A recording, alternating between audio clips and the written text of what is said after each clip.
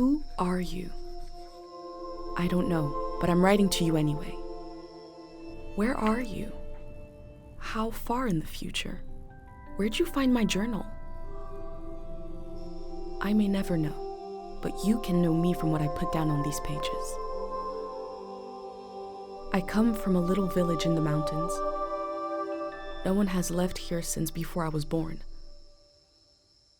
But our lives changed overnight, just a few days ago when my best friend had a prophetic dream. A vision that the elder said means this season is going to end soon. The world is about to enter a new era. A great change is coming. Everyone was afraid. I was surrounded by questions and I began to feel how little I know. What is this season that is about to end, and why is it ending? What exactly is out there that could turn the world inside out? If there are still voices singing and laughing in the wilderness, I could record them before they're gone. I also thought of my dad, who always wanted to see the outside world but never did. So, I asked if I could leave. The elder had one condition for letting me go: that I take what I collect to the museum vault, a palace of art and memory at the edge of the earth. She says it's the only place safe from the turmoil of a changing season. I hope that's where you're reading this now. I can't stop the change that is coming, but this time on Earth could live on in these pages. What it looks like, sounds like, how it feels to be alive right now. I'm writing to you at the crack of dawn on the morning I leave home. I can smell breakfast cooking in the other room, and I can hear my mom's voice.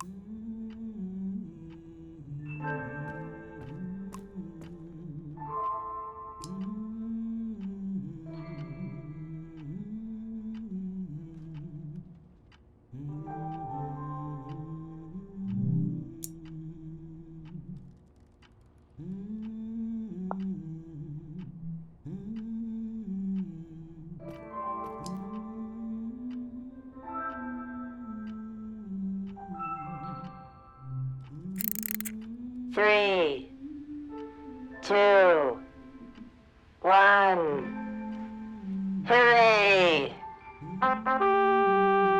Mr. Lotto's here.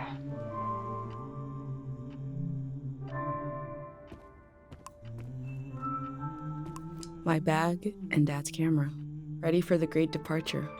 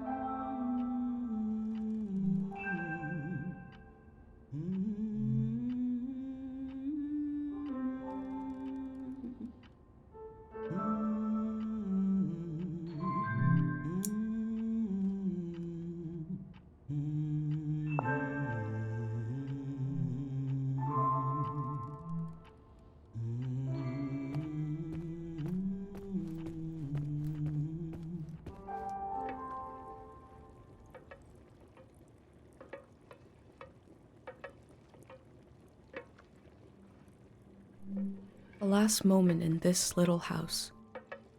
There used to be 3 of us here. My mom and dad and me. Soon it will be just her. Her and all these memories. But in this moment, everything is the same as ever. Until I shift my weight. The floorboards creak. Mom hears it and turns to me.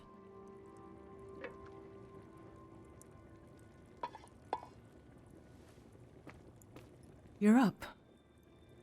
What are you doing standing there? Time to get going. It's gonna be a beautiful morning. I'm making progress. I found the burner, camera, recorder, travel bag. Breakfast is in progress. Still gotta make a pendant. We haven't used this in so long. Good thing I saved the instructions. Just as you would use a shield to protect your body, an identity pendant protects your mind. Your thoughts, memories, everything that makes you, you. We don't wear them here in the village anymore, but if you're going into the outside world, I'll feel better when you've got a pendant shielding you.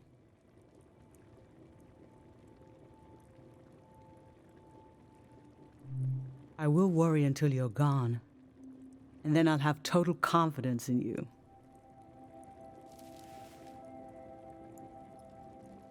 In times of war, a pendant can be used to identify a body.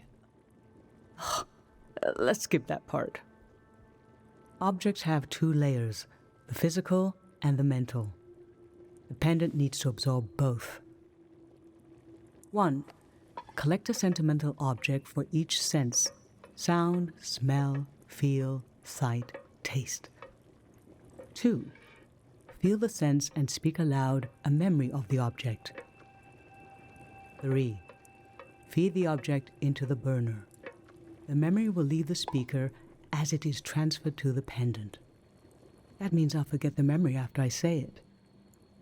It's supposed to be painless, at least.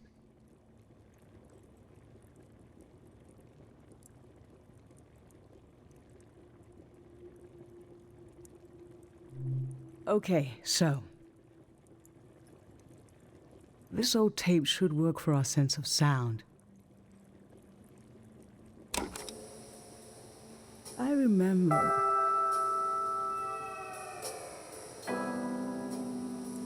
you and I fell asleep listening to this tape.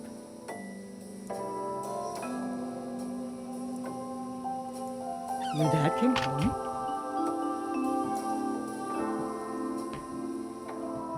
We all rested together until it got dark.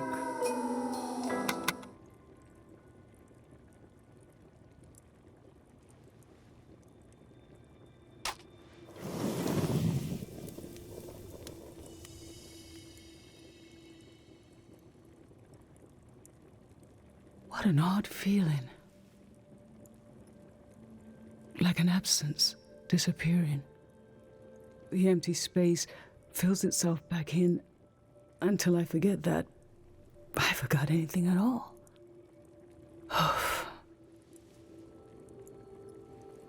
I'm glad I'm only losing a few memories. If I lost too many, I wouldn't even know who you are. You should pick the rest of the objects. I'll lose the memories, but you'll have them in a pendant forever. So they should be important to you. They should be parts of your identity you want to be sure to protect. So think about what these items and what the memories would preserve about you. Let's do smell next. Find an object with a strong odor and that holds a piece of you.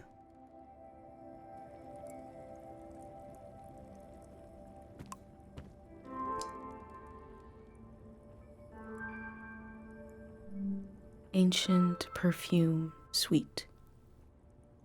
Nothing is ever lost.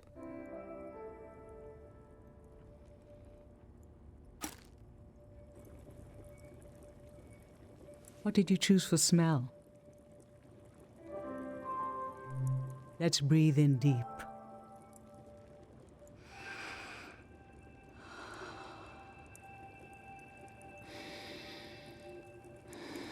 Your dad used to bring these flowers home from his climbs. They only grow high up in the mountains. He was a great climber. He even found us a new source of water. I hoped after he would climb less, maybe even retire, but he always wanted to explore, and the only direction to go was up. Maybe the Elder is letting you leave out of guilt for what happened to your dad. If someone has the energy to leave, it needs to go somewhere. He fell into the Fitz ravine. We never found his body. But doesn't he rest with us at night? Doesn't he appear in our dreams? How can such a human being depart this earth without leaving behind a trace as strong as the flowers would still have their scent? Darling, I don't want to lose this one. I can't lose this one. Can we put the flowers back, please?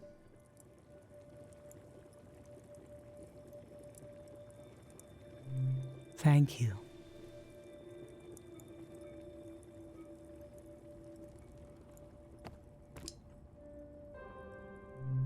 Sweet wax honey. How I've tried to save things.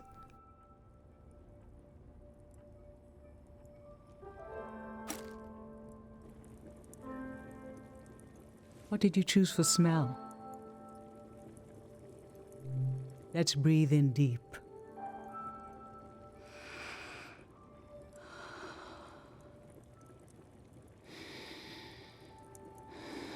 I remember.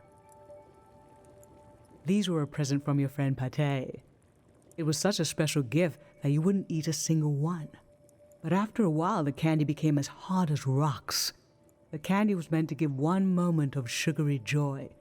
And you realized, we talked about this, that by trying to save them, they lost their purpose. It might have been better to just enjoy them in the moment.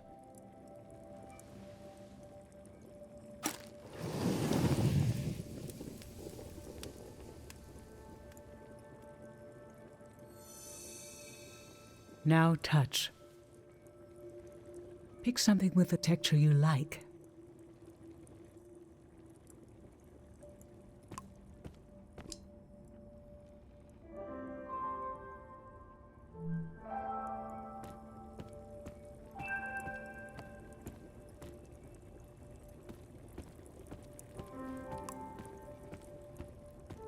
My hand in my own hand.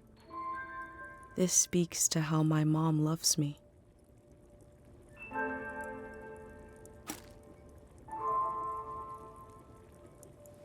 So what did you end up choosing? Okay, put your hand in the hand. Oh, I remember it so well. It's not as bad now, but in the old days, not many children lived long enough to grow up. We believed if a child could make it to the age of 9, they'd be all right. This print was made of your hand when you turned 9. Your father and I couldn't believe we really had a healthy girl. An old deep fear inside of me finally went away, and we saw you would just keep growing and growing, that everything was going to be okay.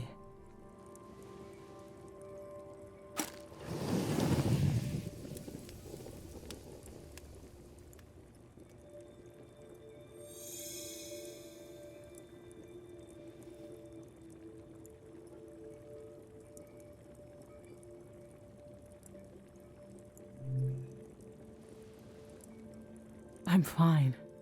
Let's do sight next. Pick something that looks nice.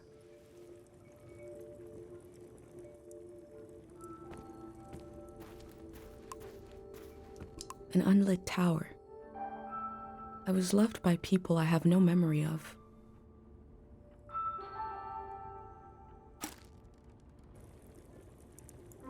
So, what did you end up choosing? This kind of candle keeps someone alive for the time it takes to burn. Just a few hours when death is nearby. It can be enough for last rites, last words. This was Grandma's candle. She didn't want to use it. You spent a lot of time with her when you were a baby. I realized she wouldn't live long enough for you to remember her, or for her to see you grow up and discover what kind of person you'd be. So in a way, you don't know her, and she didn't know you. And yet, she loved you. I don't know where love goes, but it belongs to you anyway.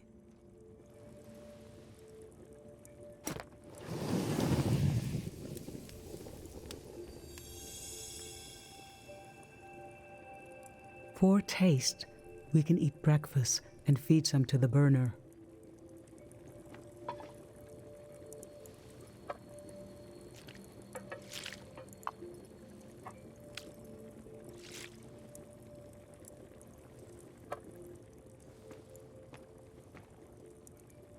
The memory I'll lose is the one we're forming right now.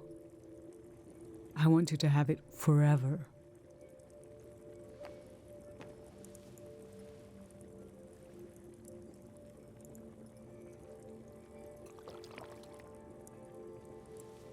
Standing here, you're having a last taste of home.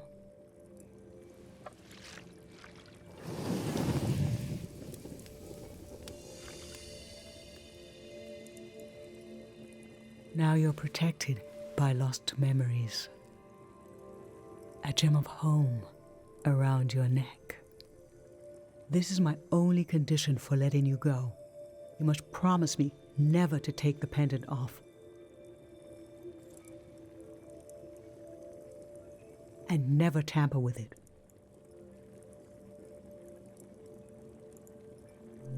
Okay? Then I'm okay with you leaving. I think your camera and bag are still in your room. It's time to gather them up.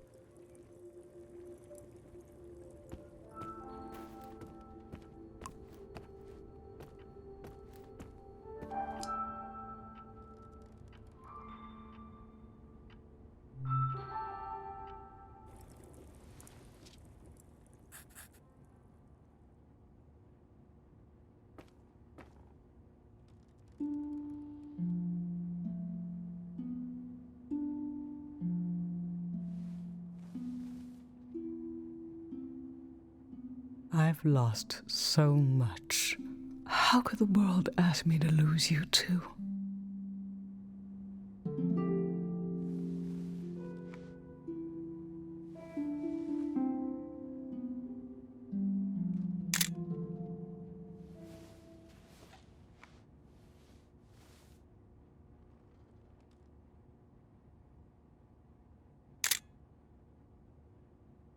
Look at us.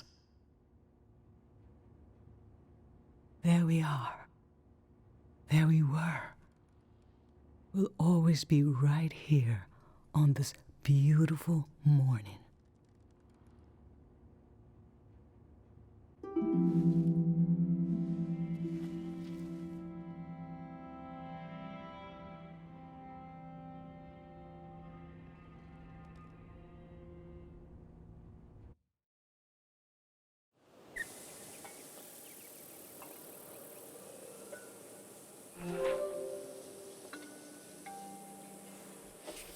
I just performed a ritual with my mom.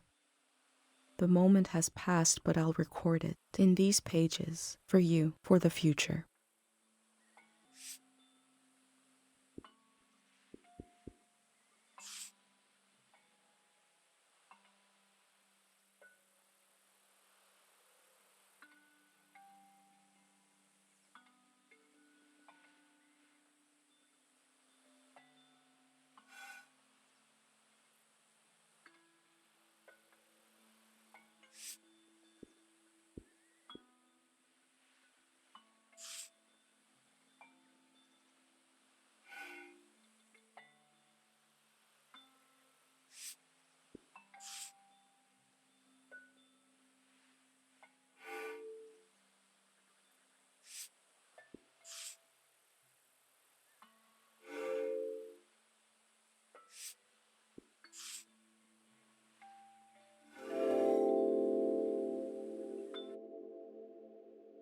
I never knew when my mom would share a memory of Dad while cooking, on a walk, with no warning.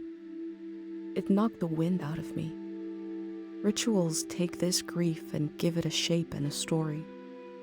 Filling in this journal is a ritual too, but for a loss that hasn't hit us yet.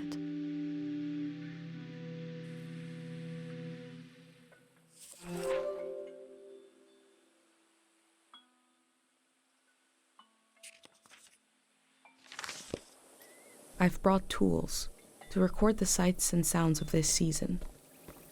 I'll start by recording the only place I've ever known.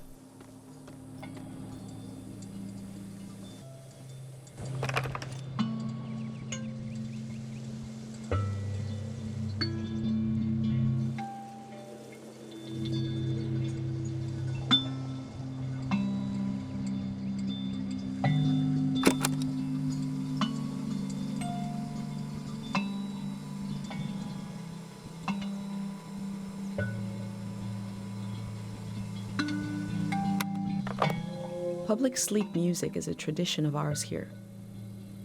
When the music ends, the village will begin to wake up.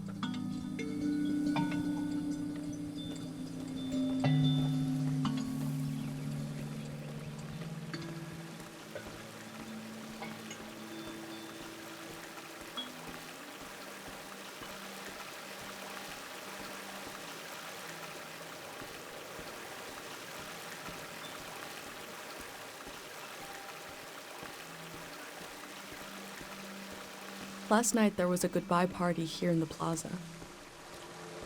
Everyone was so afraid for me. To understand that fear, to understand where I grew up, you have to know the man standing watch over the plaza, Dr. Fumio.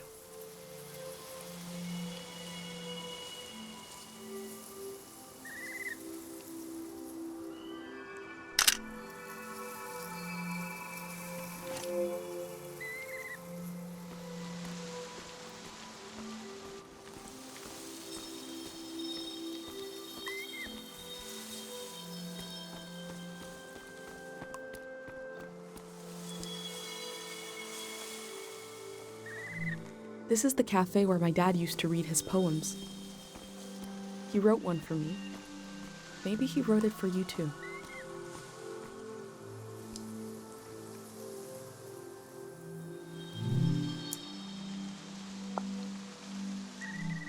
Pate's little daydream of leaving this place, of seeing something weird.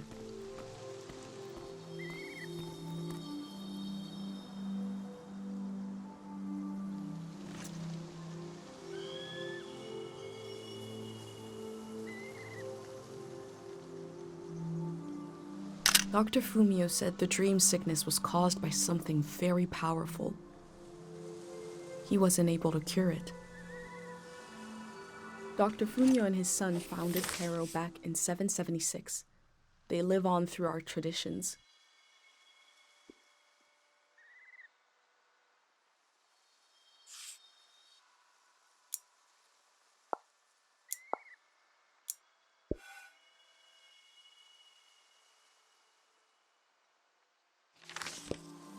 There are 3 murals celebrating Dr. Fumio's work.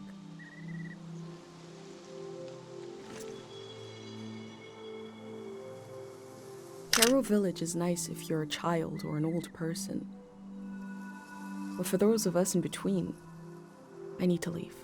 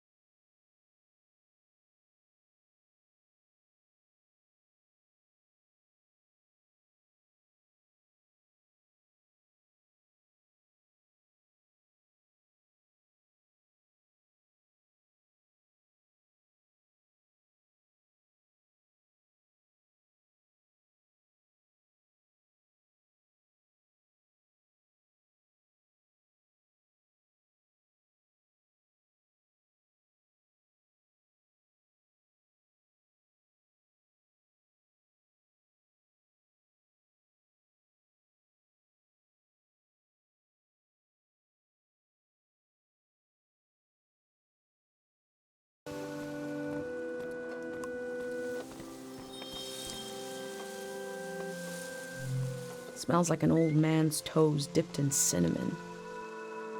I had to drink this gross potion last night. Like my pendant, it's supposed to protect my brain.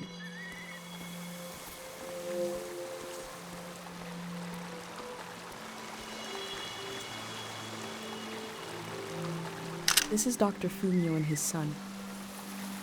The statue isn't as old as it looks. The artist wore it down to give it a feeling of ancientness and the authority that comes with it.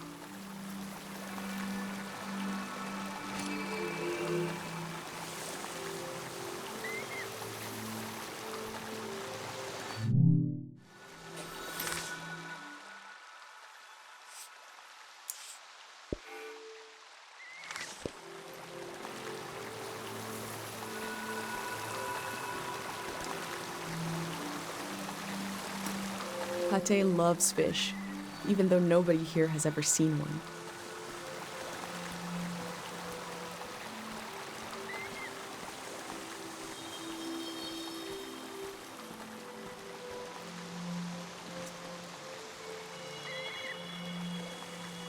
Remembering everything must be painful.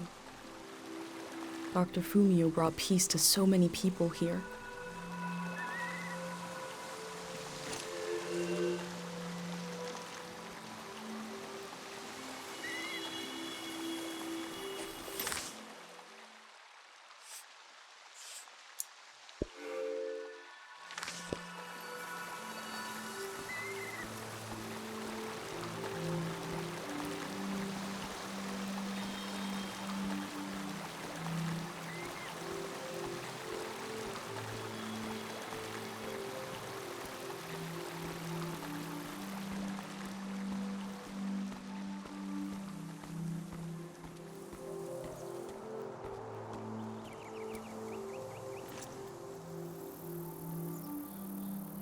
The elder sought out Dr. Fumio to cure her mother, who was suffering from time misperception.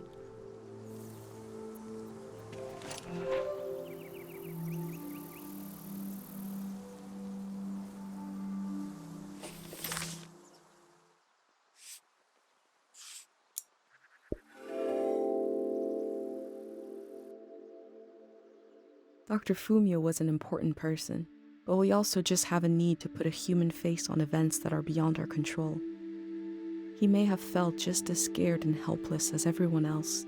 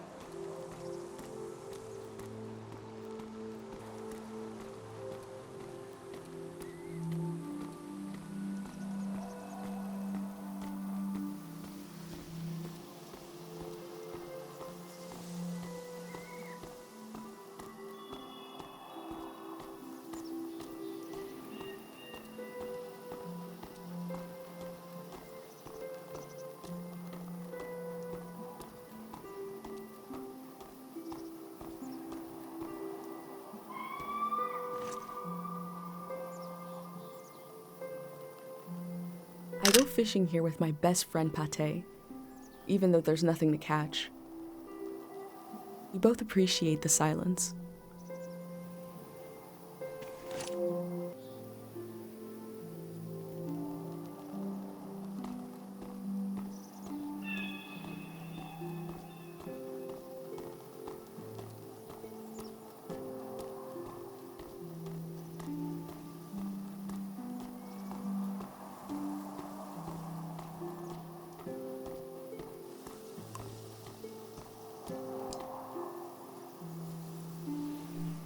Caro Village was founded during the modernity. Much later, Dr. Fumio arrived and remade it in his image.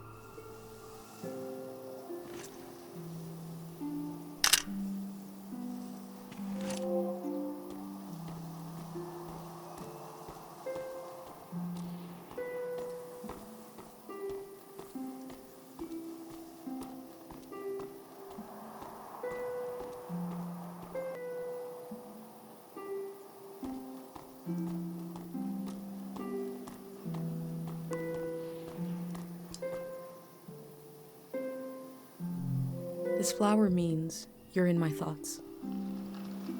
The morning after the search was called off for Dad, our doorstep was covered in them.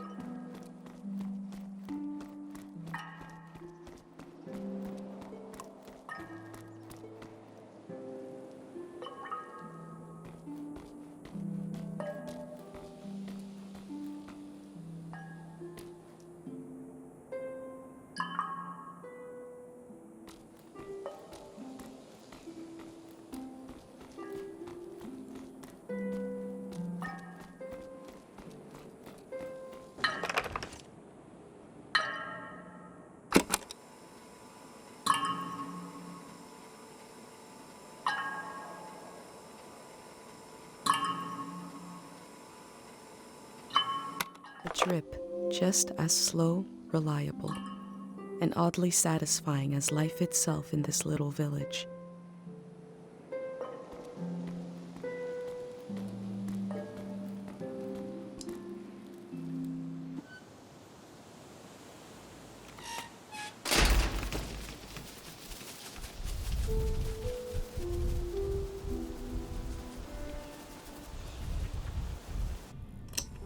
Is it recording? Yes. Okay. How to leave home for my daughter. Find a sacred square of earth. Lay down so you have the dirt at your back.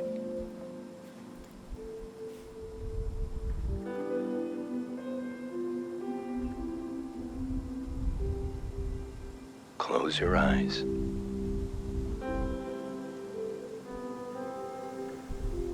Close everything. Do you see for yourself? You see for the dead, for the unborn. Do you listen for yourself? You listen for the dead, for the unborn. Your ancestors are in that dirt. All the living and all the dead are holding you up. Now, stand. They're still there, aren't they? It's time to move, to entangle yourself everywhere with everyone. So the next time you lay down in the dirt, you will have so much more to tell them.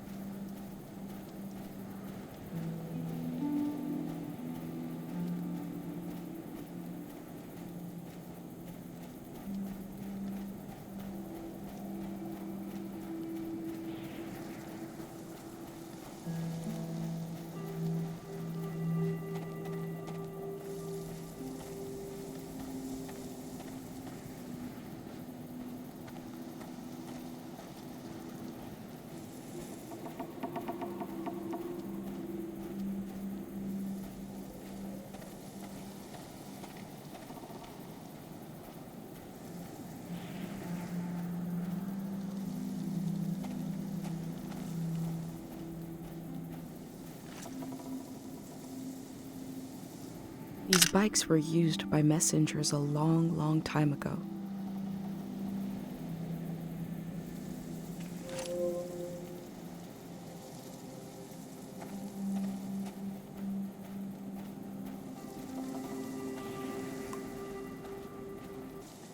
Pate fixed up 3 bikes instead of 1.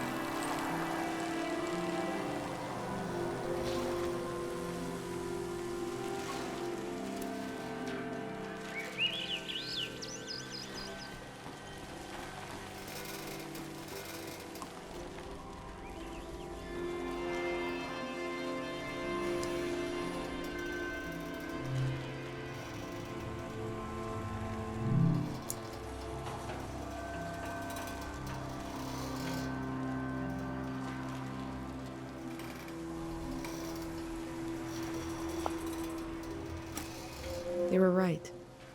The letter never made it. The season before this one, the war, seems so horrible.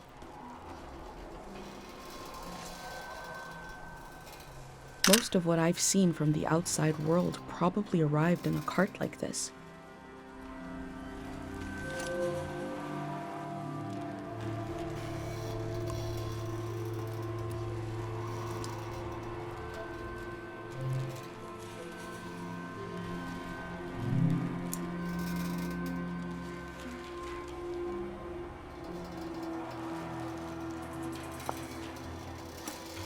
That poor baby.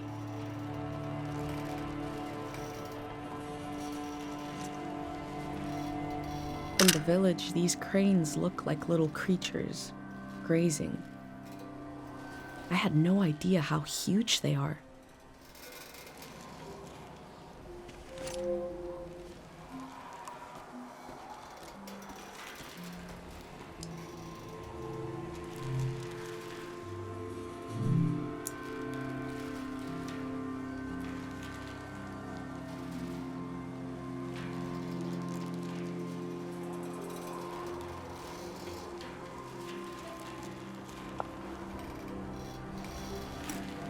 Before setting up in Kero village, Dr. Fumio roamed the land curing people. It must have been hard when he wasn't around anymore, especially for people who couldn't travel to the village.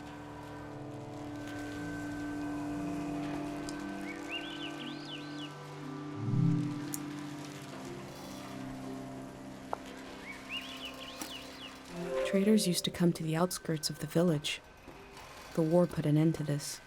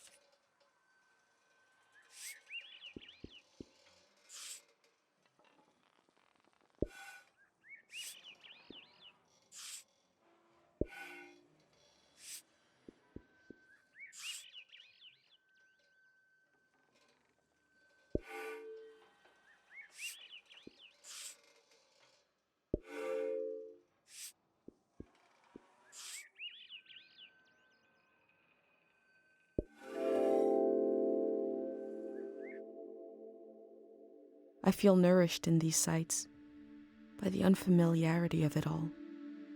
These means of connection, long in disuse, are certainly telling me something about the world. Will they be used again in the next season?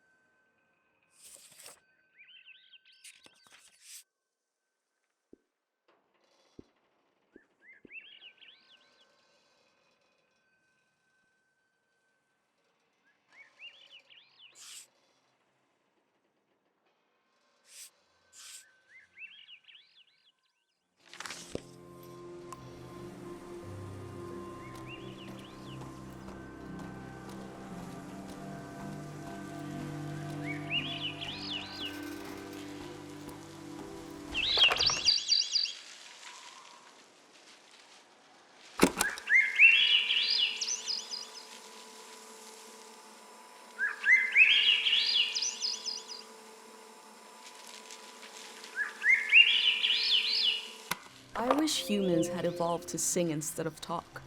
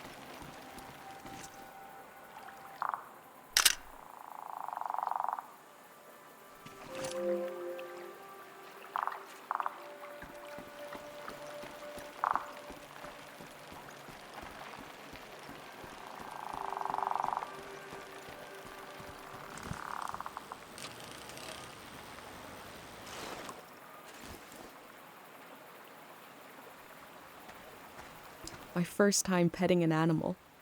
I think it went pretty well.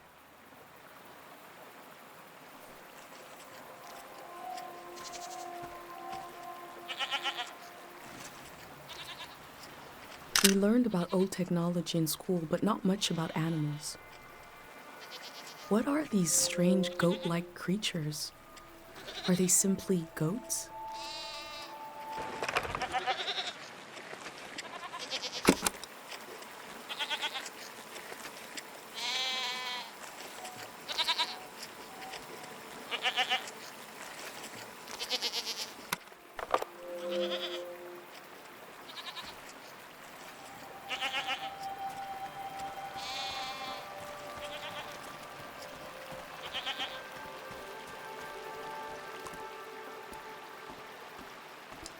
That time it felt off. I guess I had beginner's luck before?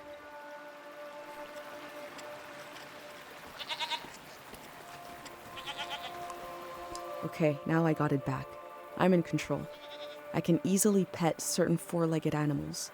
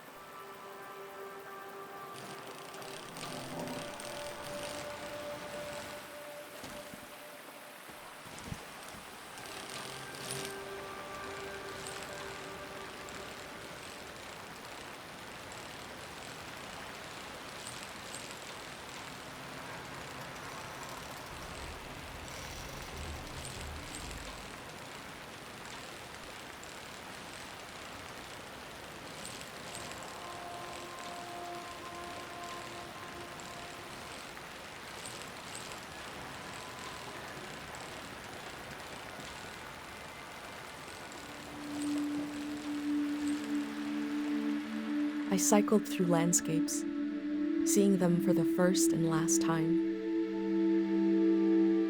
I had no idea when I left my home how the season would end, or more importantly, how soon.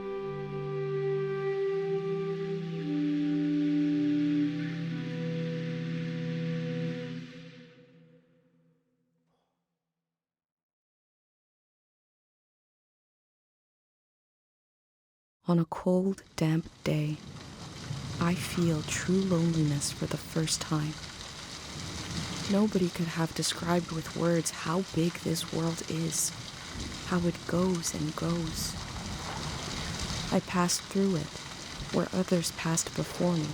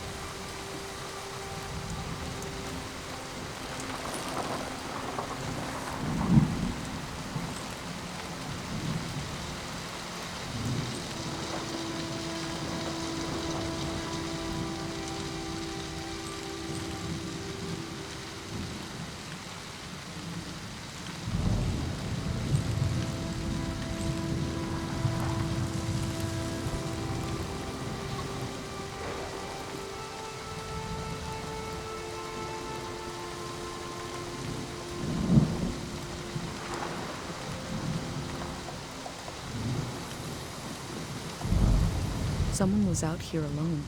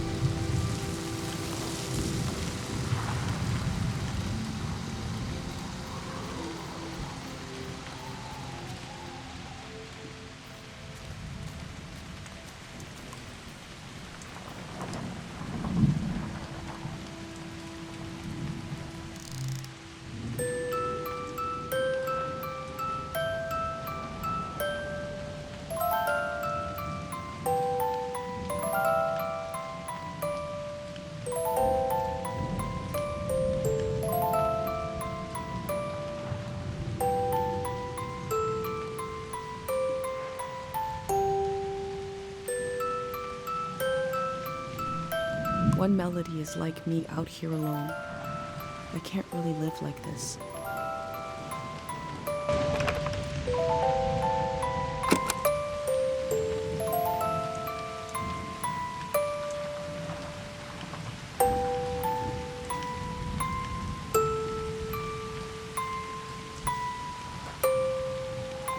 I have a feeling they use these music boxes to fall asleep.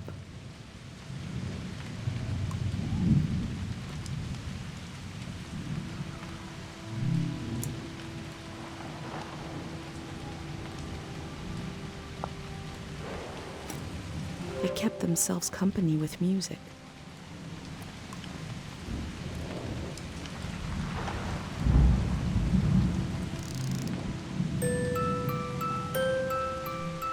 Two voices is like me and my mom. We can survive, but eventually you need more.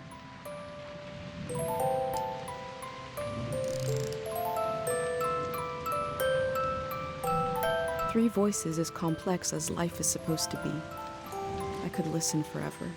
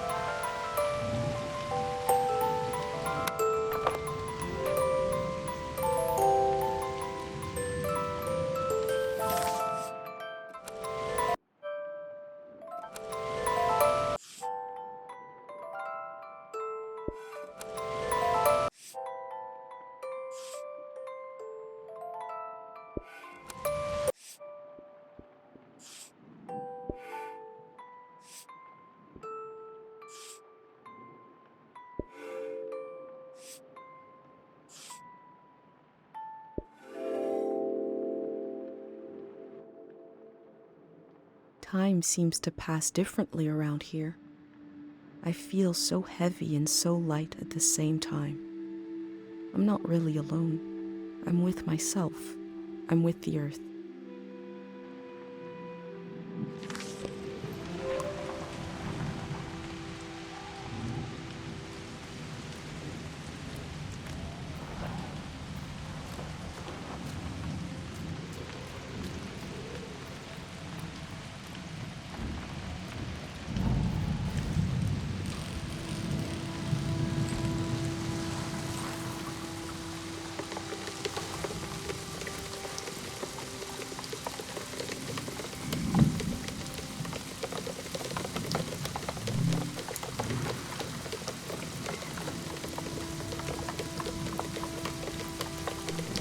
Looks like they made it out of here.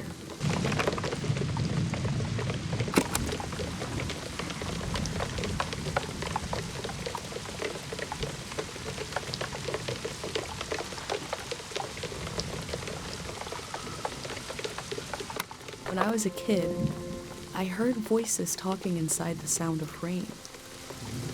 I still listen for it, even though I know it's not there.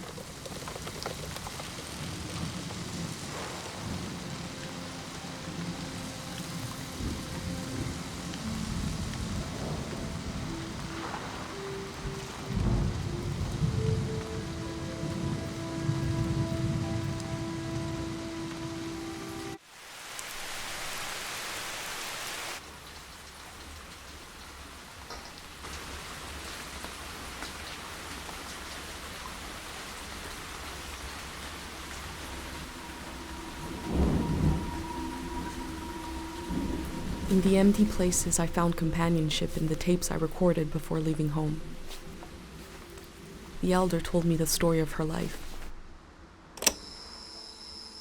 I listened back to it, ready to note down anything that seemed important.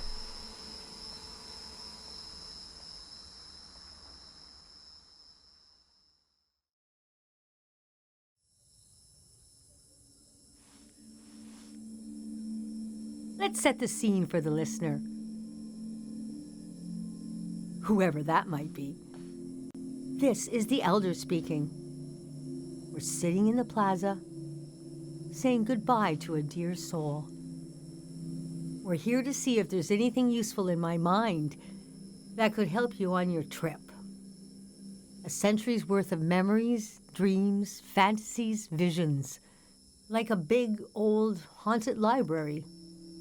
When I die, this library will burn down. But which book should we check out first? I don't have all the answers, but I do feel the story of my life could help you understand what kind of world is out there. It's okay not to understand everything right away. The moment may pass before you've gotten a firm hold on it.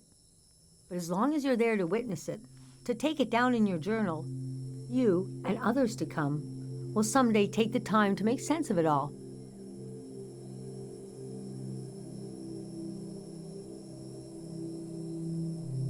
Francis Cale, if you must know.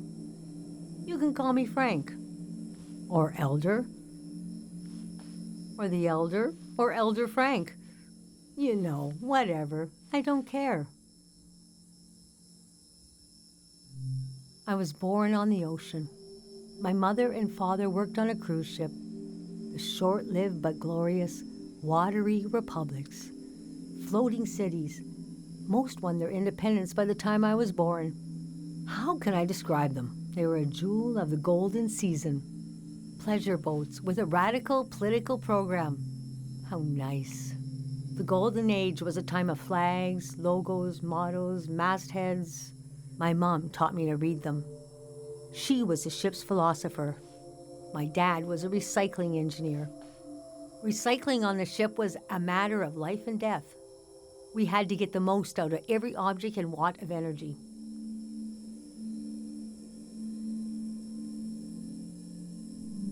My grandparents played with the past. They changed it like we change our wardrobe. So it was a different answer every time. But they often said we were exiles of some kind. Exiled royalty from a secret lineage, blood that glows in the dark. Or we're exiled from the mouth of some great leviathan. When they were older, they just said, we're from here. We're from right now. I loved the way the ship would tilt and roll with the waves, especially as I fell asleep. It was so comforting. Picture me as a kid in bed, feeling the swaying of the ship. It was like being rocked to sleep as a baby.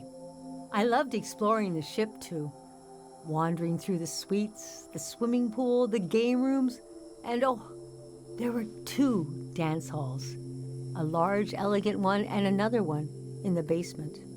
A lot of my firsts were down there, my first dance, my first kiss, and so forth.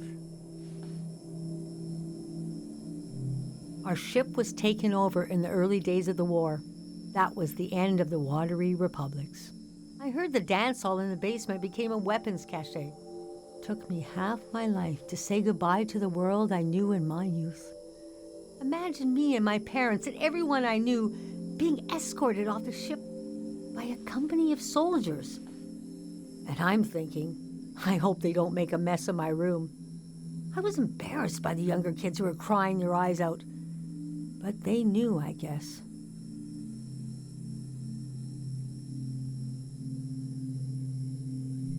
Yes, the start of the war was a turning of seasons. And we had been warned this season was going to end. Oh, but we didn't understand the warning. You see, one night, along a coastline, we saw beautiful lights shimmering above the water. Later, we found out this was an ancient warning system. It hadn't been used in so long, we didn't know what it meant.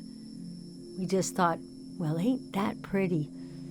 We tried to stick together and camped out on the coast of the prismatic grounds.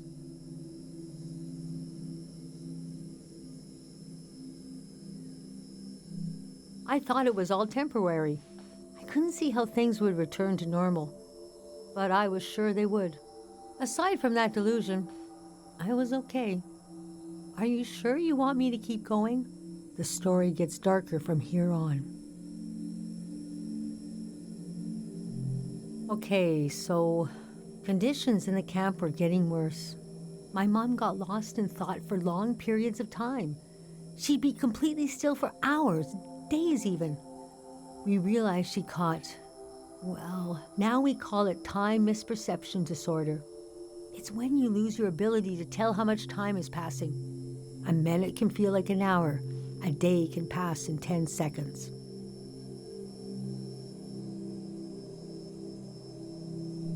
We don't know exactly. Our consciousness is delicate. There are minerals and sounds that can adjust it. Dr. Fumio's greatest fear was that someone would use this as a weapon. We heard about a traveling doctor who could cure these kinds of diseases. I decided to go find him. I found out his name was Dr. Fumio, and he traveled with his son Lucio. People talked about him like he was a god.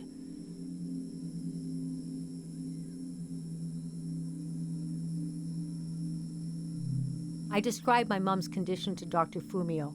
He said there was no cure yet, but there was a village high in the mountains. He thought it was high enough he'd have a better chance at treatment. Lower places are more dangerous. Valleys are the worst. He invited me to join them in going to the village, but I wanted to go back and get my parents and bring them with me.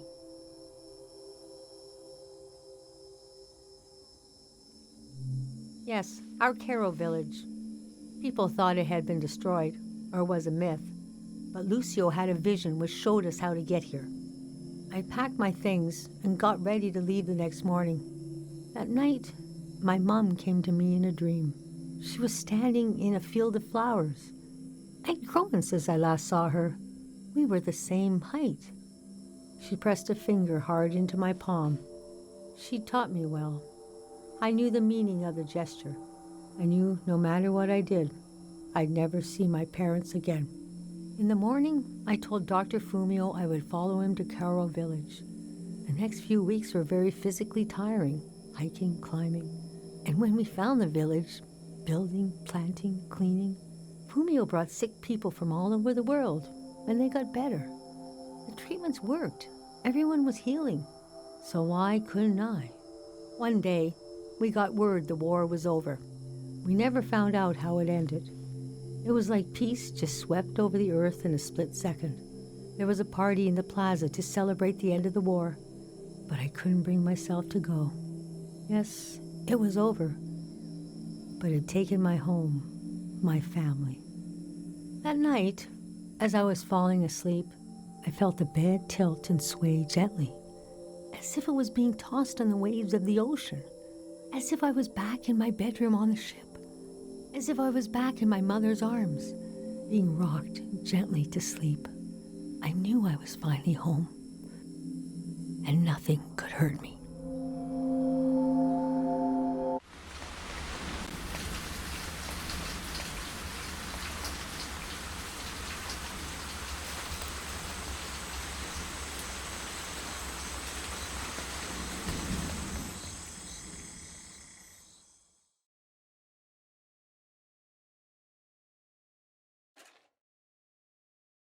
I imagined coming upon a place as hidden and singular as my own village.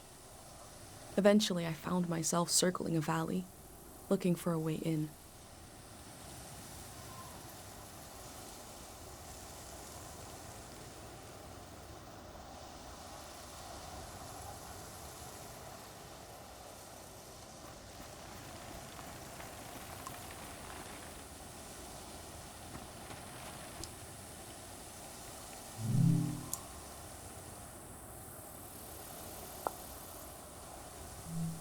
This valley is asking people for a visit.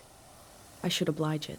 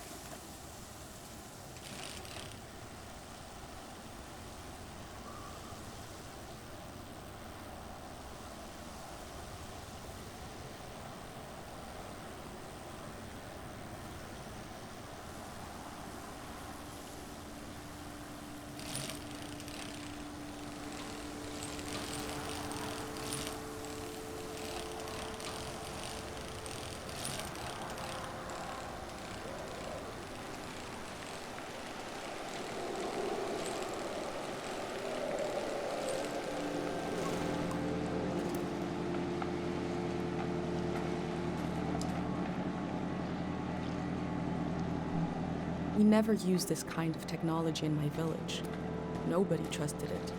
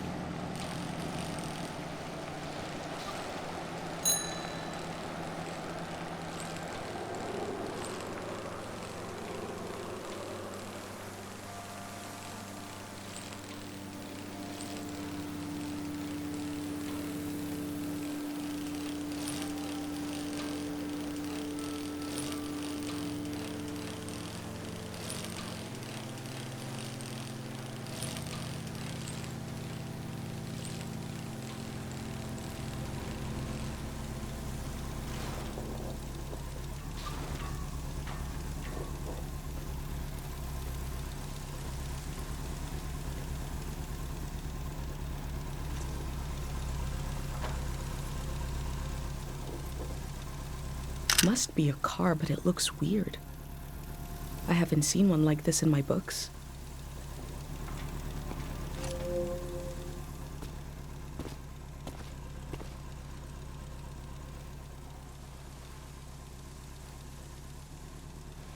Oh.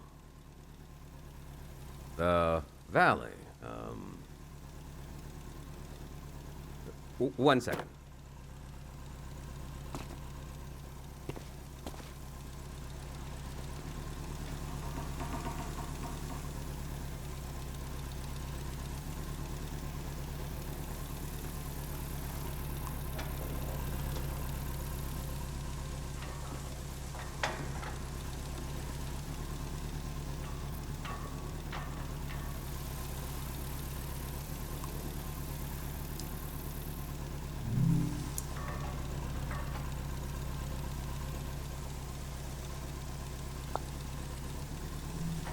I'm not the first to do this. Just the first in a long time. Is that a strotophob? What are they called? What is it?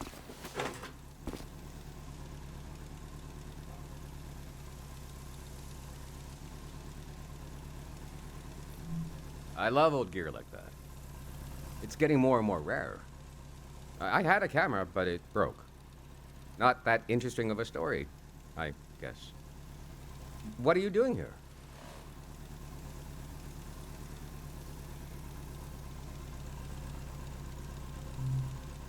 The whole thing, huh? You're young. You got time. What kind of stuff are you recording?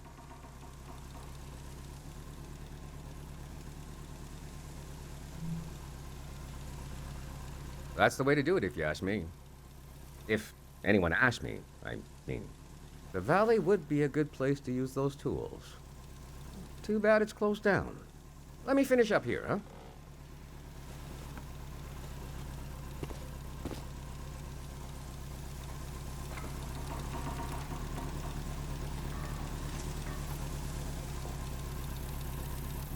The elders said that people were exhausted by symbols after the war.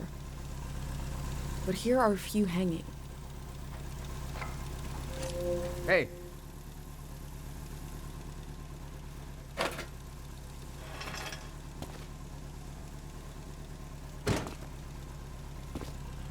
This was like a second home for a while. That was fun earlier when you showed up. And I was carrying the cardboard man.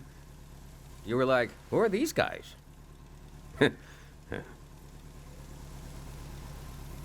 I've been pretty bored here. You know, the valley's gonna be flooded soon. That's why nobody can go in there. The dam is falling apart.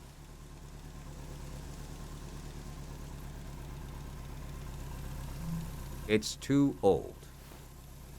There's nobody left who knows how to repair it. We're taking it down so we'll know when it'll collapse.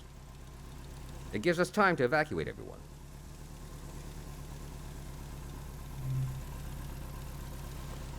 Greyhounds. We're a community organization. We do all kinds of fun stuff. Health clinics, mine sweeping, daycare, evacuations, weddings. We're new.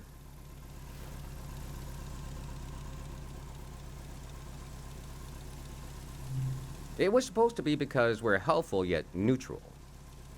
We took a vote and decided to change the name, though. We want something more friendly sounding. I'm excited to find out what it will be. We're trying to get new things going. But it's hard. The past really has a tight grip on people. Doesn't feel like a fair fight. So we're trying to... well... anyway. It's funny. I stood guard here for a week, and I've only seen greyhounds like myself, and valley people on their way out. But now I see you, and you're like a... new element, or something. I've never met anyone doing what you're doing. And we greyhounds gotta support new things. So... I'm not supposed to let anyone in. How can I? Jeez. I think you should go down into the valley and take a look. Gotta try something here.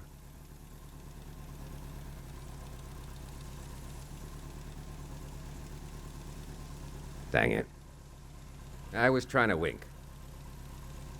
Well, you get the idea. Go on and put that old gear to use. You can take my map of the valley, too. I don't need it anymore.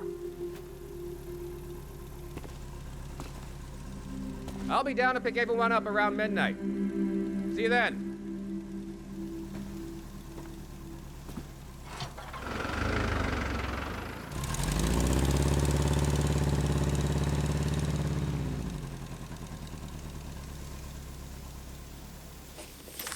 I met a greyhound.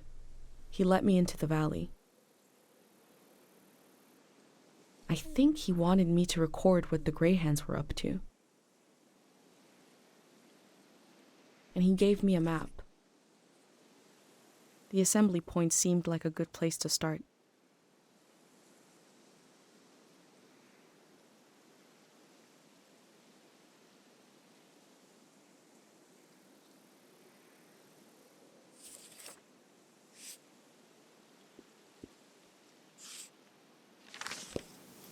I wonder what he expects me to discover in the valley.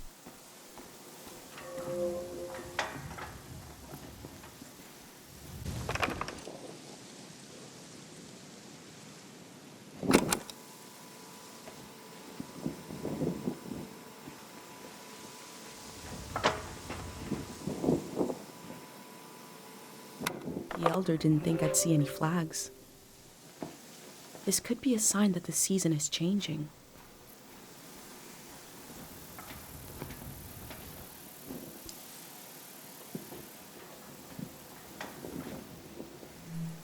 I'll think about what kind of visitor I want to be.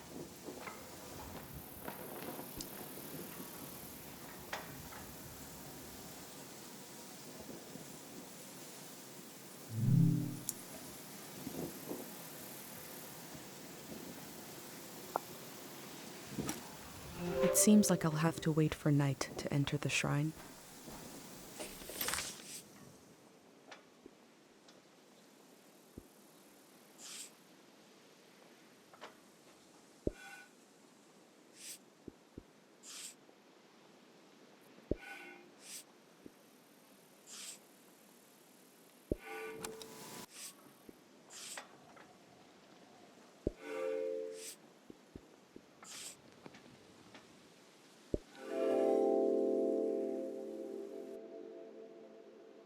The elder warned me about valleys. She said they were dangerous. I feel a dulcet tension in the air. I enter to see the moment between seasons.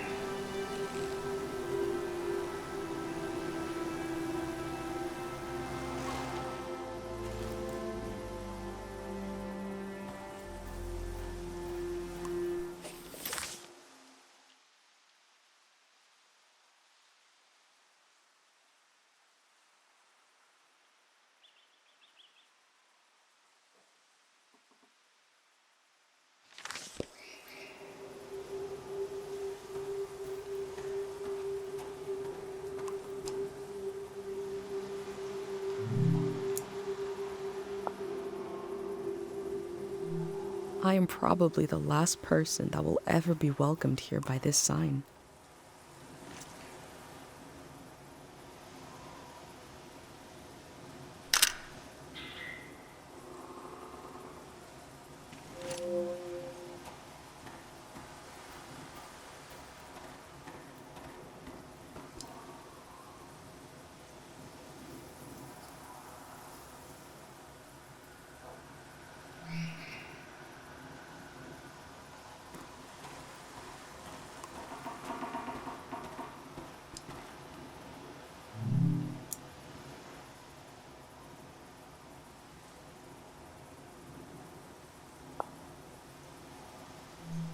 The elder told me there's very little information about the years before 500.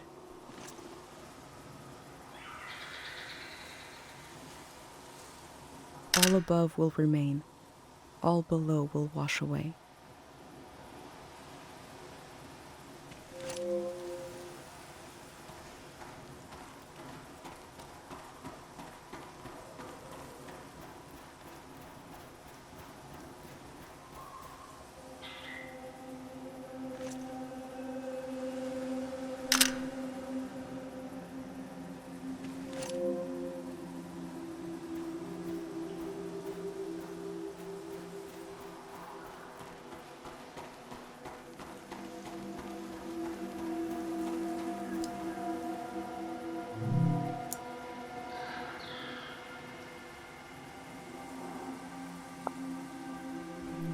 I have wondered about the lives beneath unkept graves.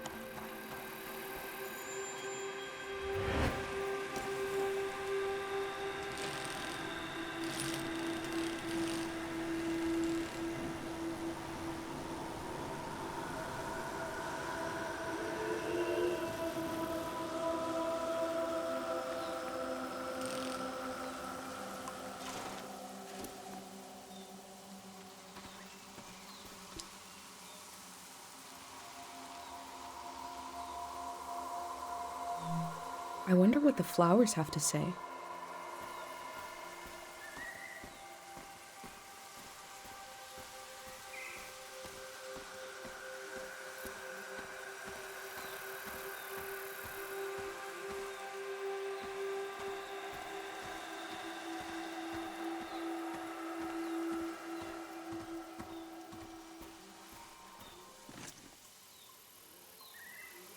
All the rituals for the dead in my village require the body, so we couldn't perform them for my dad.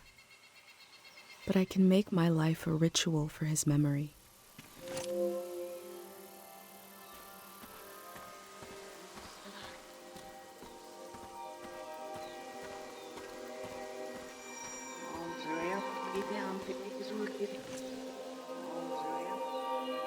It must have been important to have such an elaborate solitary tomb.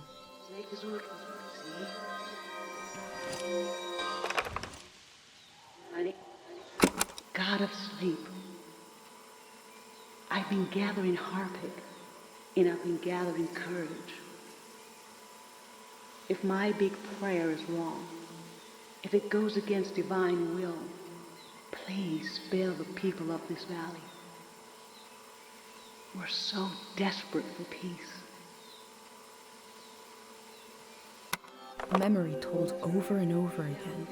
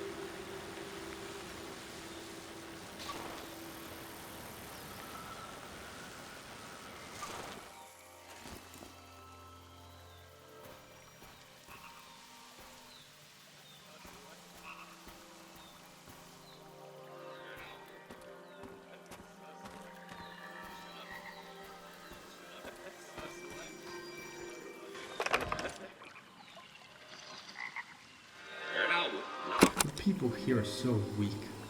I heard gunshots last night. That was us. What is that? Look at the pond, the water.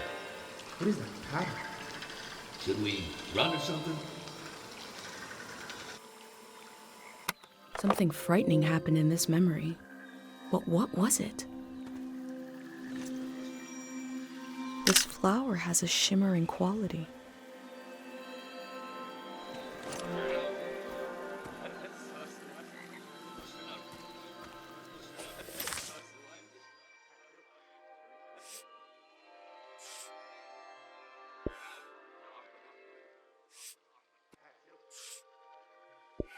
People.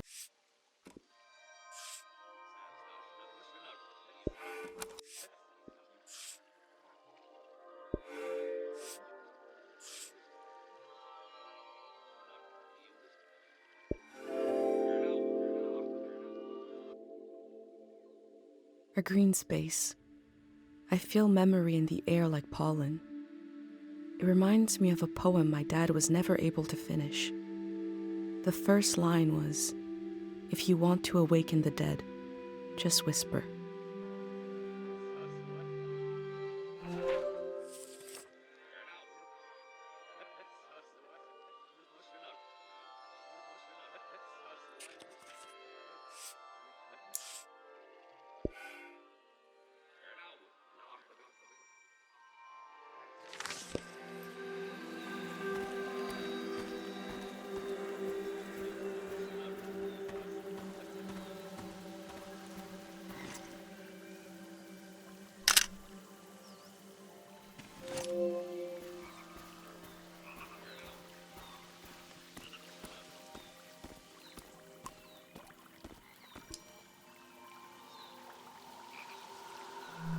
These metal animals are looking up, expectantly.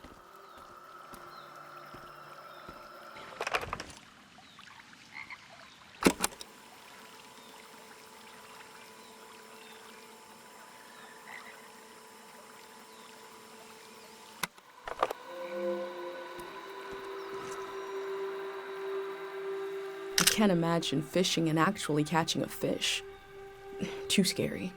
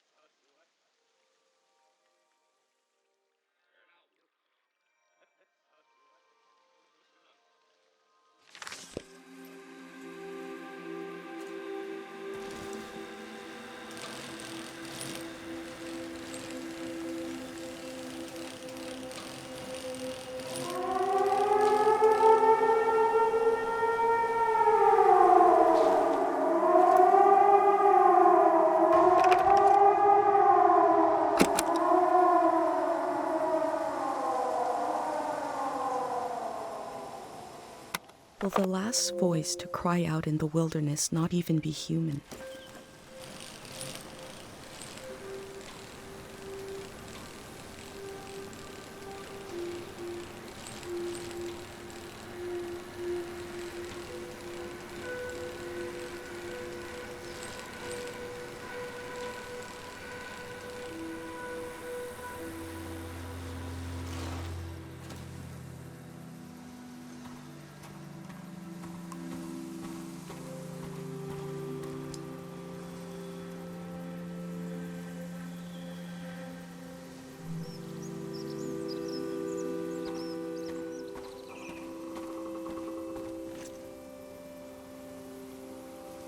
I never learned about this technology in school.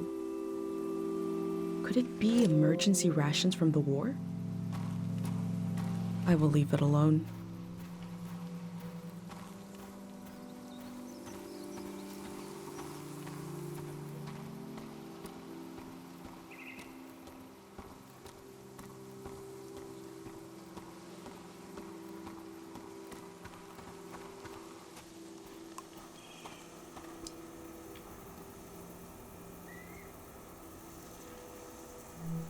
There's a number to call for questions regarding the dam.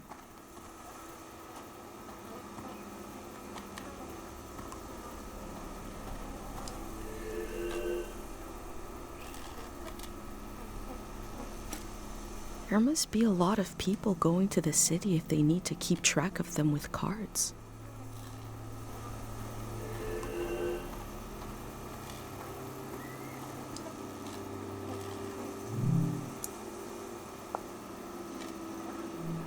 Imagine if the man I met is the only living greyhound, and the rest are cardboard.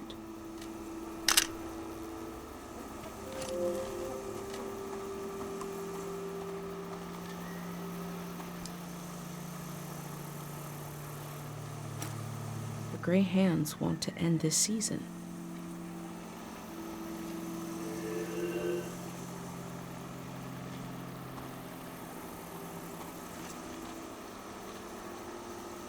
These snacks are so identical, as if they were mass-produced.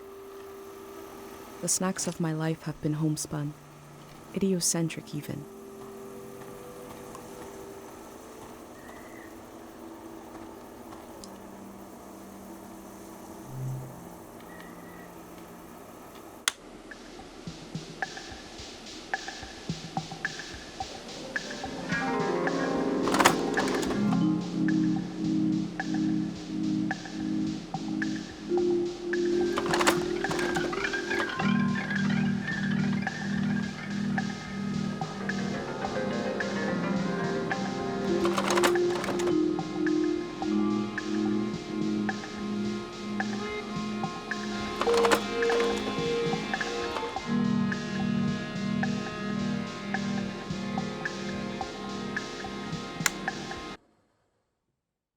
They say they're going to build the next season. How?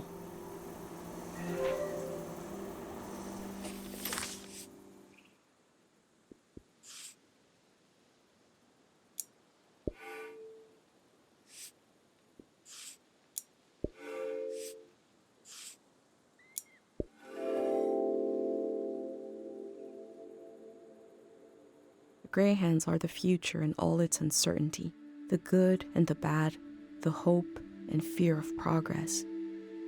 The loneliness of this season will be left behind. A collective project is coming.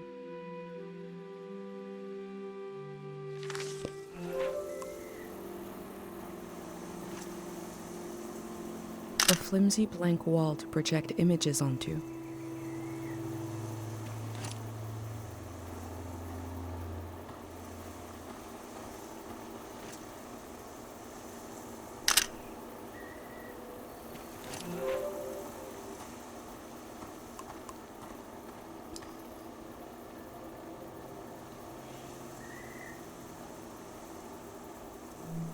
It's hard to imagine something new, a new way of living, but they're trying.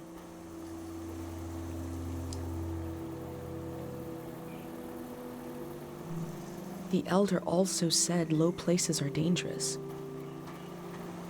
The city is high up like my village. Maybe it is safer.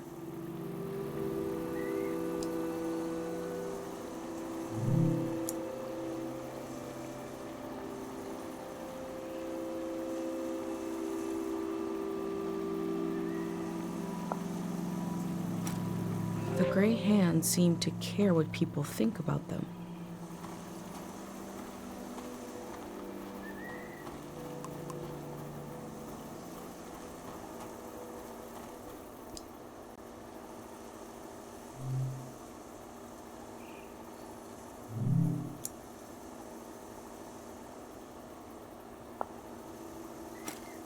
There seems to be suspicion about the real condition of the dam and why it's being taken down.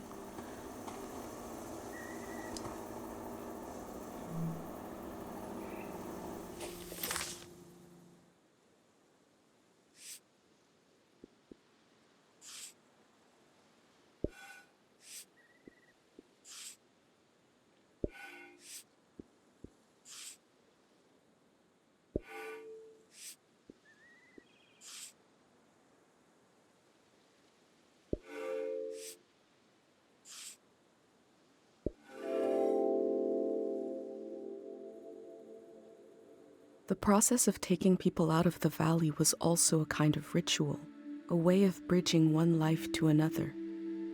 They know the world they're leaving. The next one hasn't been created yet.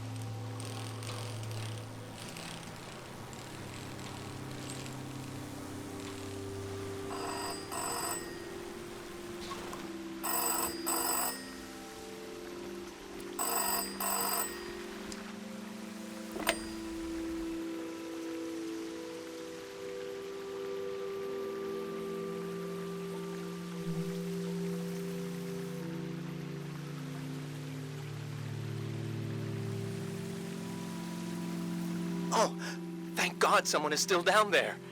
I've been trying to get a hold of someone for hours. Ah, thank you. I forgot the Day Zero materials. You know, the visual literature, the warm bath of ideas? I left it at the dig site. It should be sitting on a barrel with a fruit sticker on it. Oh, wait! Hold on. I forgot to do the secret password. I don't even know who you are. Is it too late now, you think?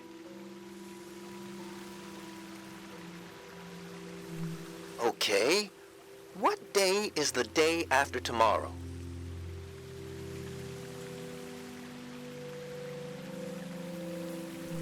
Phew, okay. I did figure you'd be... Sorry, I didn't recognize your voice. Hard to keep track of all the new recruits. What else was I gonna say? There was vandalism on a few of the posters. Bad stuff. I put them in the trash. Keep an eye out for more. Anyways, thanks for answering. The Day Zero material is in the dig site, pretty sure. It should be sitting on a barrel that has a fruit sticker on it. You know, I guess I was going to say you could bring it to me, but the flood will destroy it anyway. So actually, I was worried for nothing. Everything is lost in a flood. God, we really know what we're doing. I'm excited for this all to be over. I'm excited for this all to begin. Bye-bye now.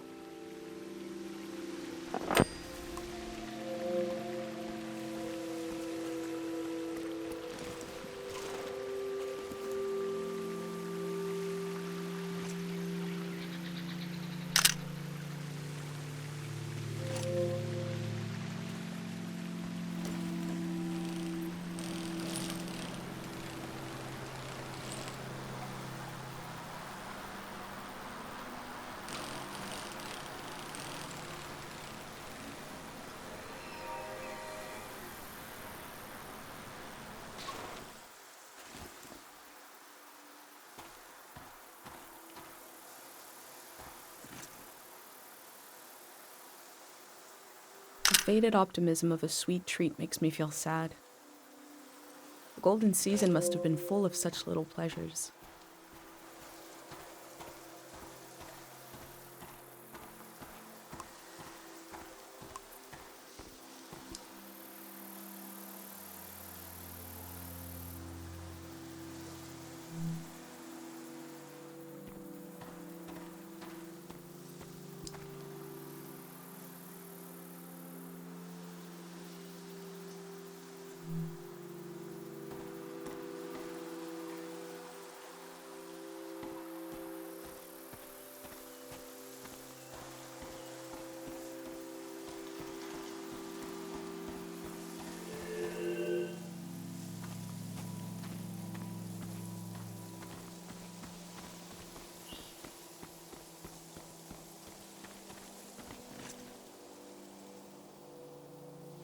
They left so much behind. I can still feel life here.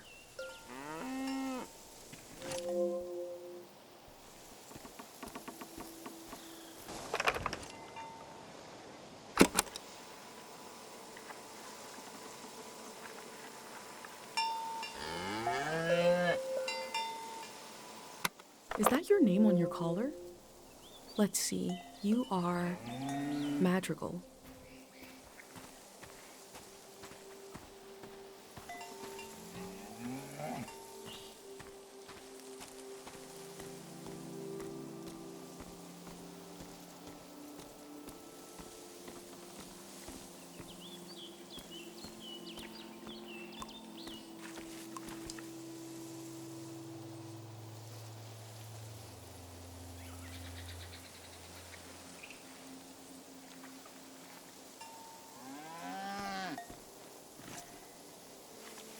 Filled with grain for the future.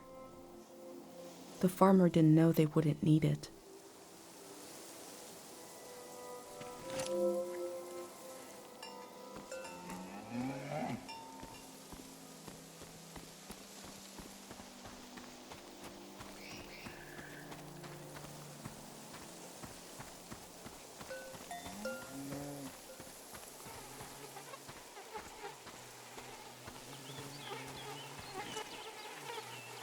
And you are Mata.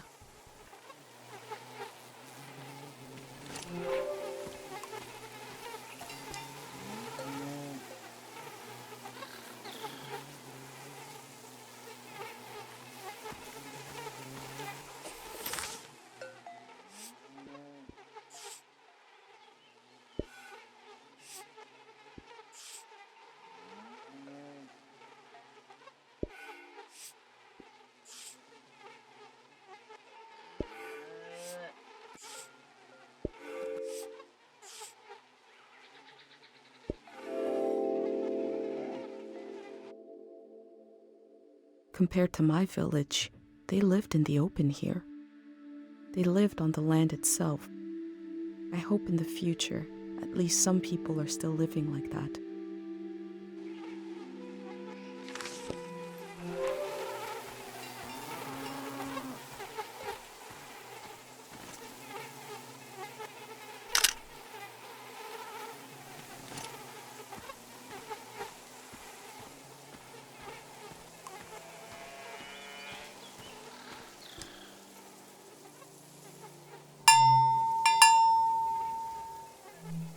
The sound of this bell has a lot of character.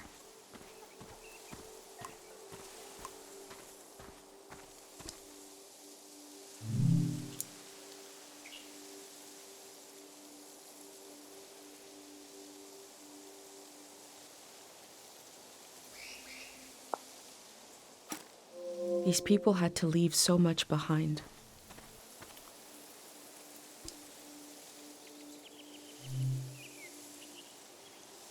Wow, we got a big show today. Huge show. Breaking news. The Greyhands have died.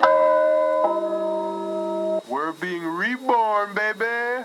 And we're taking suggestions for our new name. Live on the air suggestions from the rank and file. You don't even need to be a Greyhand to suggest a name. True, true. The number to call is 0019.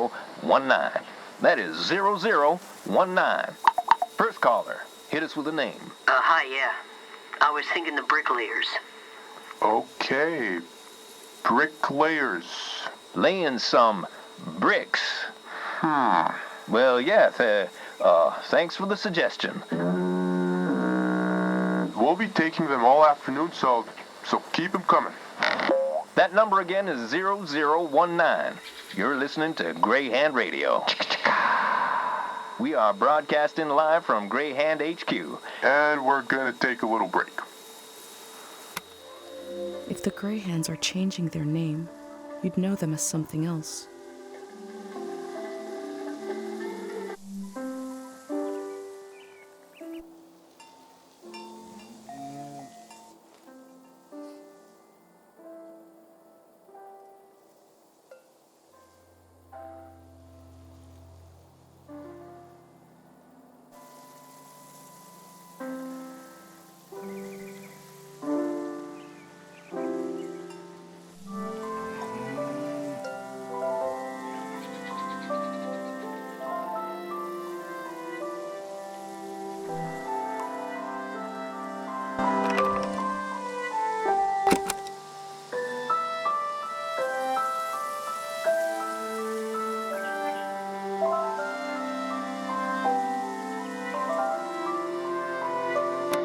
heard this tune before, on my journey here.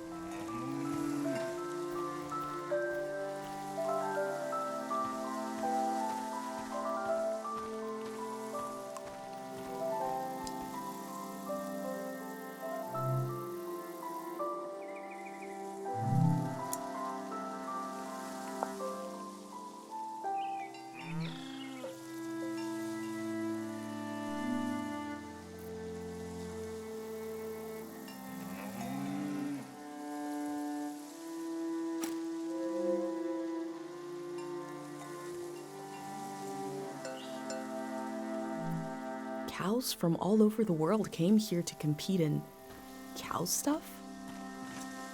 The golden season seems like such a different world. Some detailed embroidery from the cow festival. It'd be nice to learn more about this.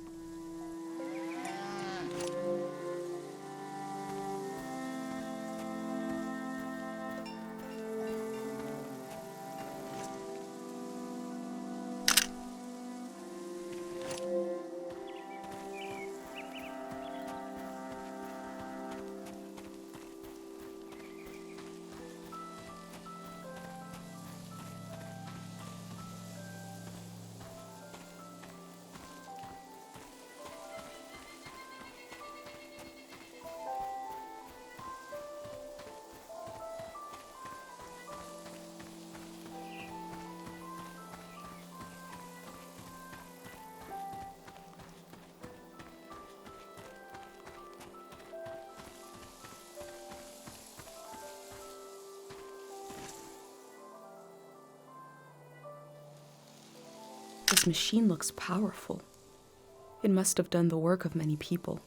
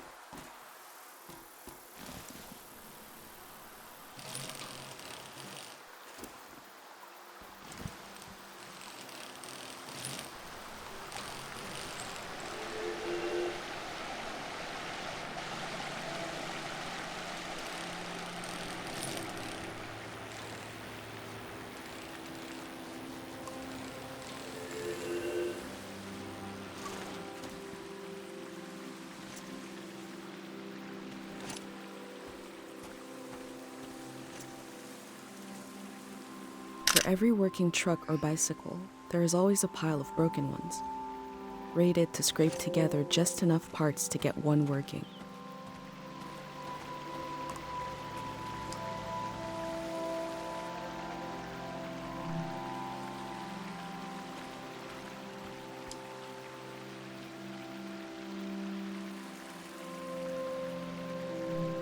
I wish Pate could call this hotline to talk about his heavy dream.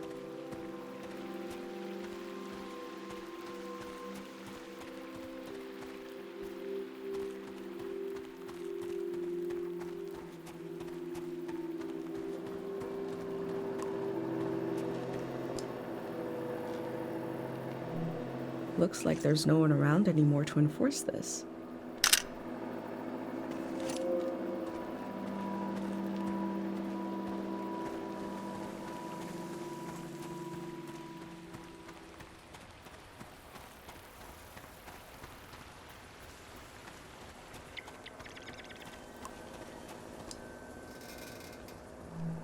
These signs are so demanding. I can't imagine them in my village.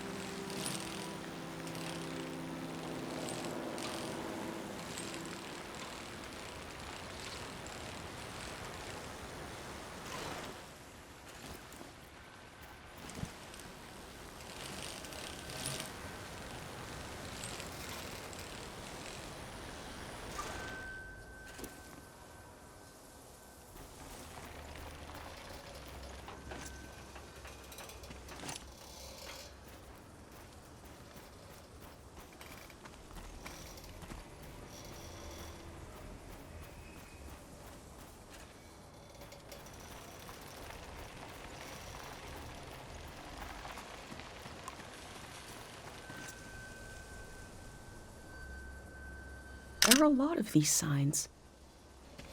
They must really want to keep people out of this area.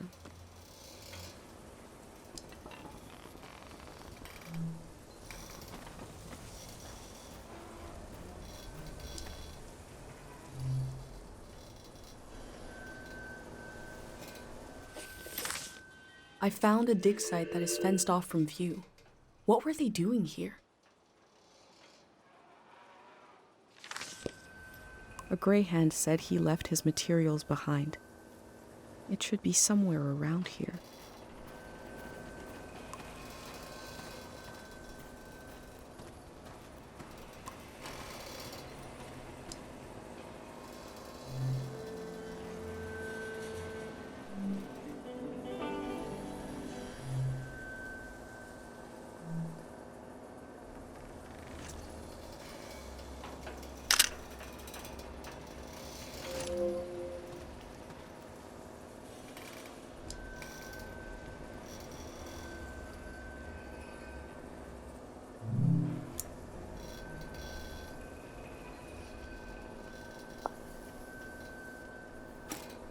They look relieved to have finished their work.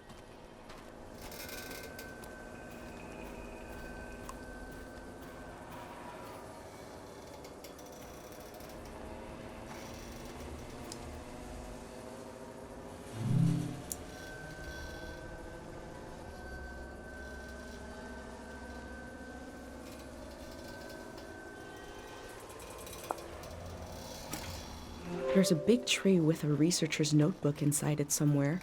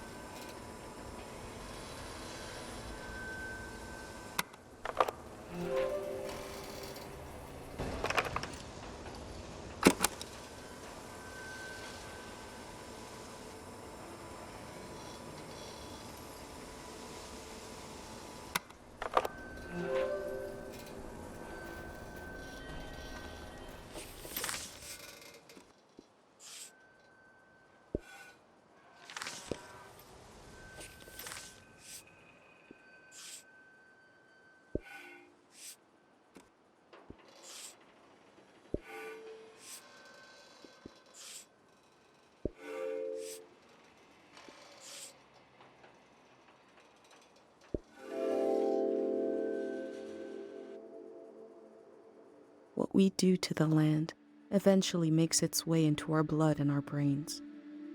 This can define a season.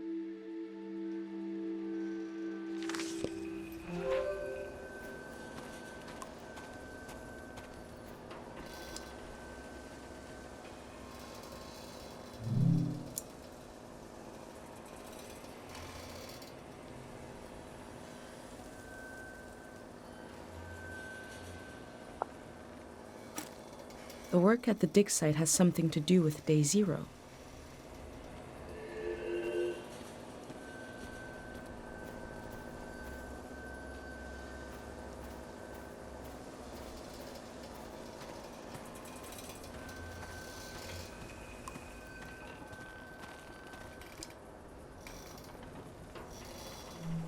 This is the kind of brain trouble my mom warned me about.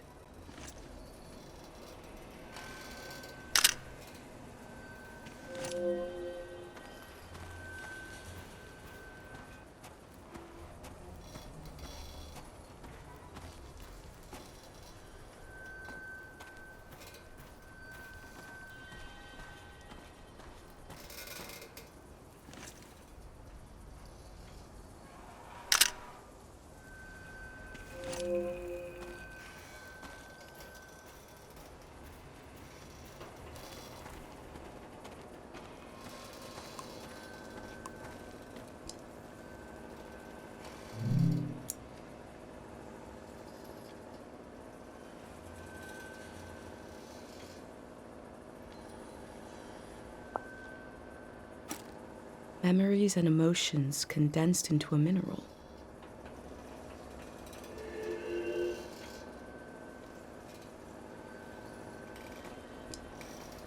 I wonder what this channel is for.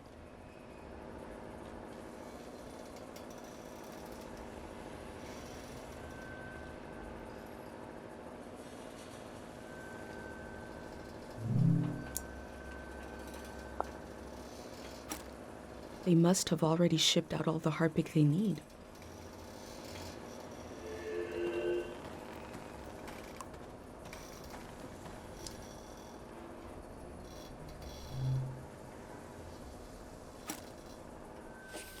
I wonder what's on this reel. What is day 0?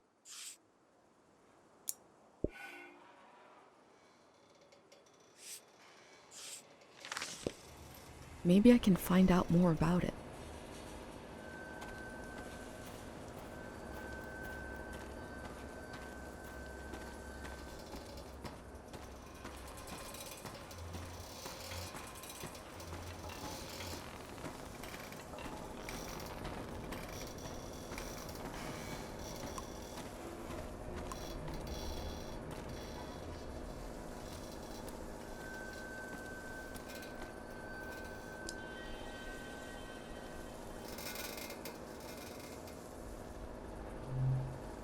I've recreated the same setup as the prayer statues, right here in my workshop.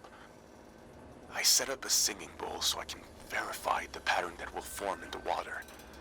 And some harpic, of course. Each god seems to correspond to a resonating frequency. And when this vibration acts on the harpic, we get the psychoactive response. Going to give it a try here.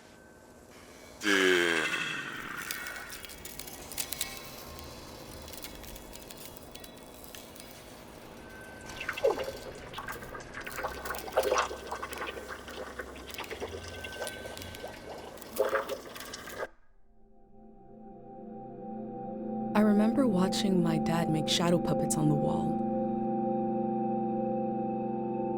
Felt strange because I could see how it was done. I could see the trick of it, but it still felt kind of magical.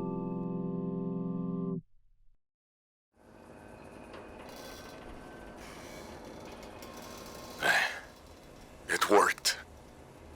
I do feel the more I do this, the more tired, and it feels like it takes me longer to return to the present.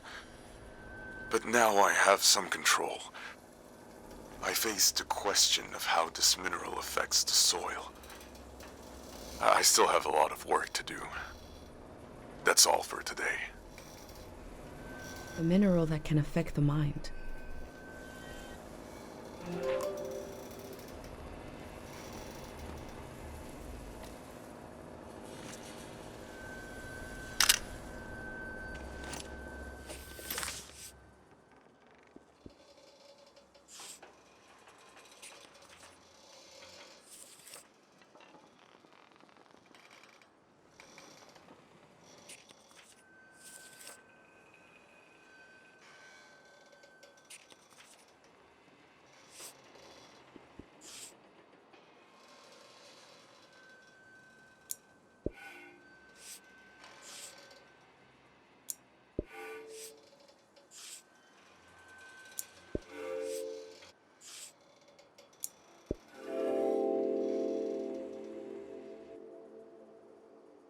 gray hands present one side to the public, and another is hidden behind metal fences. There is no one to oppose them. There is only my record of what they did here.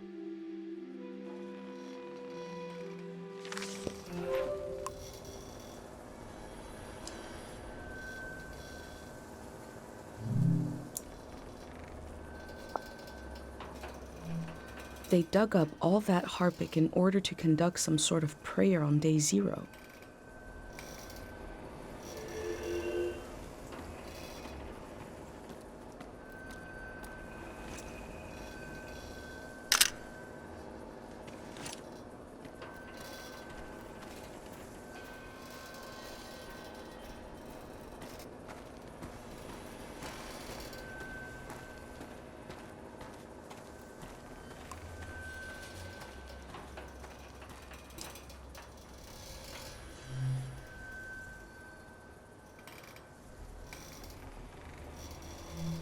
The memories of the owner now turned into a beautiful mineral.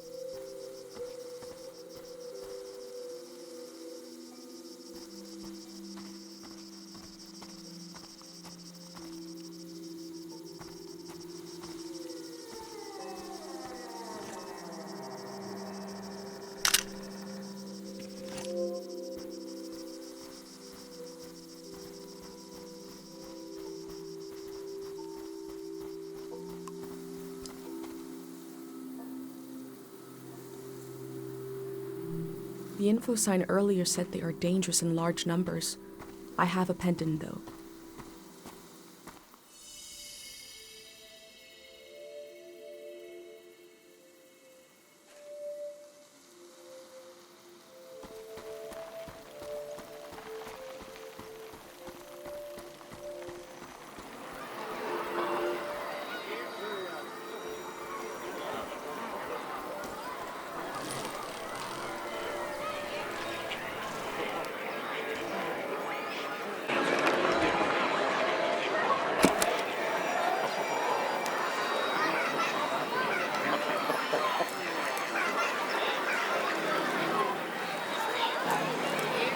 This field was absolutely full of memories. I'm glad I had my pendant, otherwise it would have been overwhelming.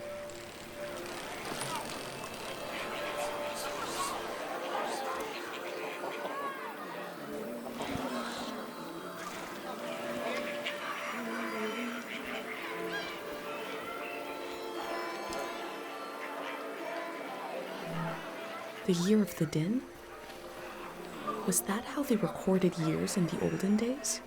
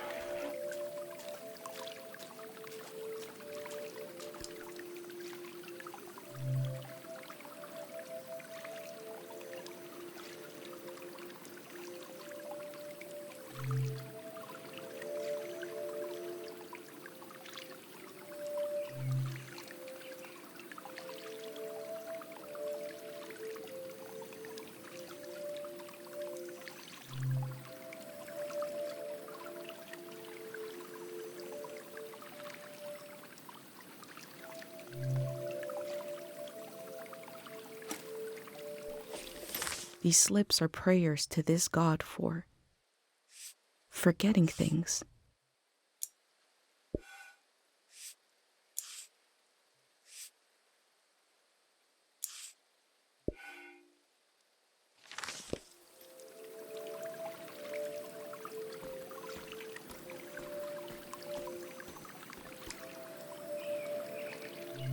People prayed here. Who did they pray to?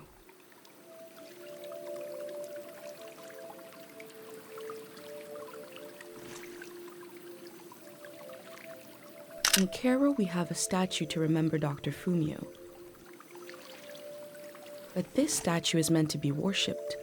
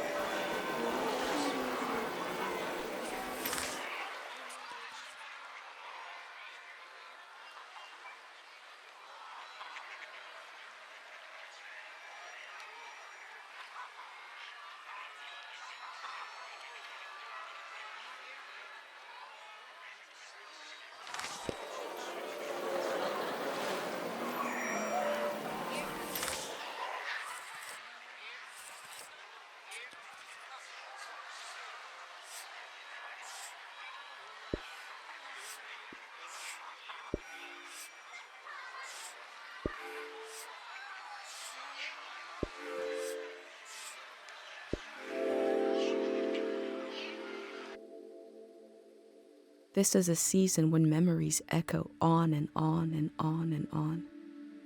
Will the echoes fade away, or will they be cut off abruptly?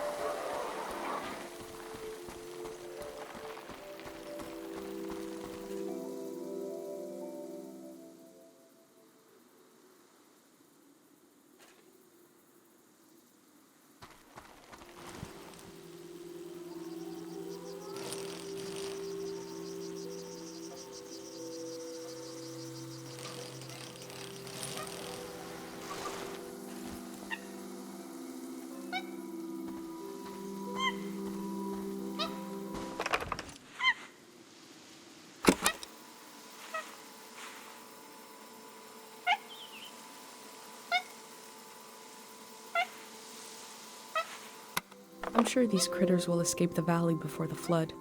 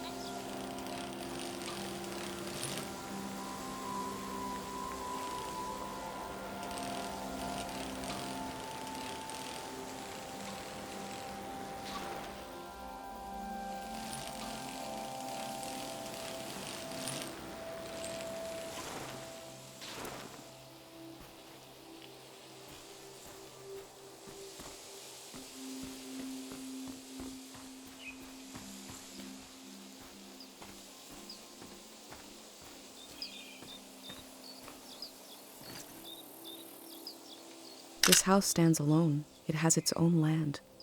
This is unthinkable in our village.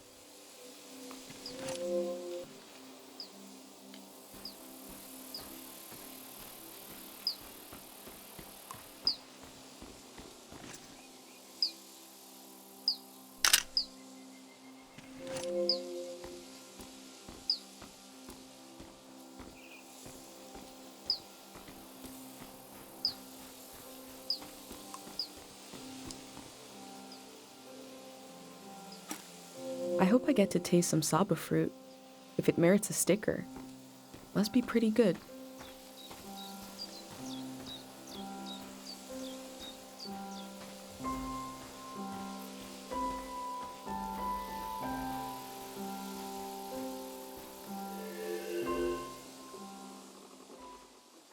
Oh, no.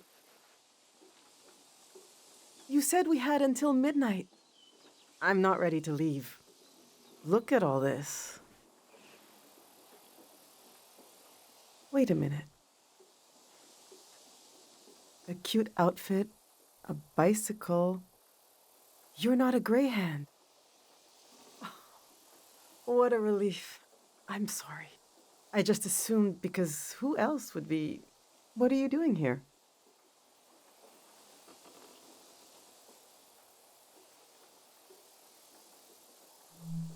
You're really cutting it close.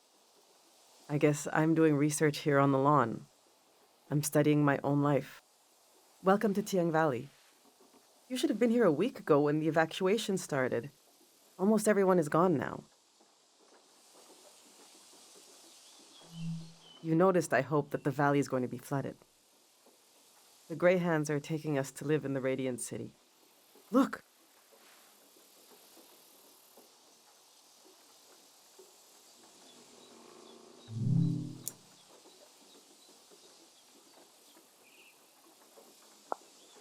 See how they put the dimensions on the back? I recreated our future apartment here, on the lawn. This is the space we have to work with, to live in.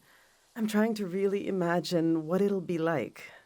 We're going from a big farm to one room, and we need to be packed by tonight. I already packed for myself and my son, but my husband Yuri is a little harder to pack for because he passed away recently, and I can't bring all his things. It's not realistic. His stuff is still... It's all here. It's okay. You said you're here to study the valley? My Yuri was doing the same thing. We can do this. Just need to decide.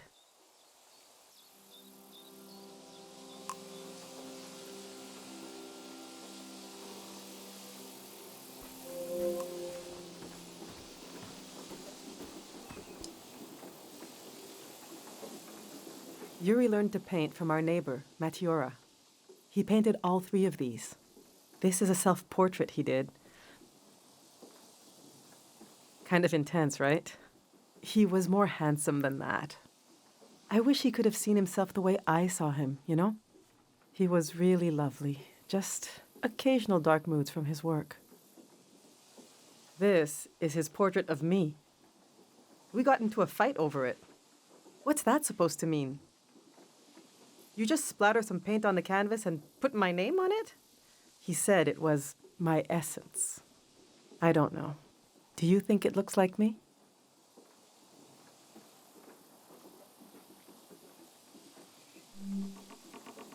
He painted this for Kochi.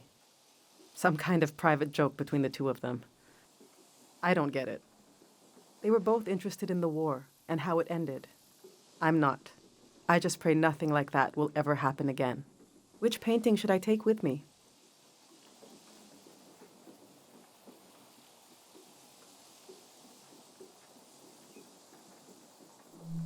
Yes, you're right. Himself from his own eyes, something I could never see without this painting.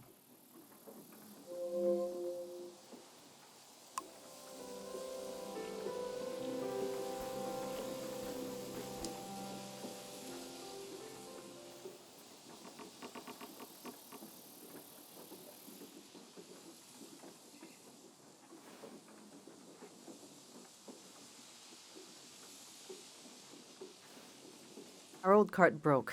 I overloaded it. So I had to use the wheels of his bicycle. Now he's so mad he won't say a word.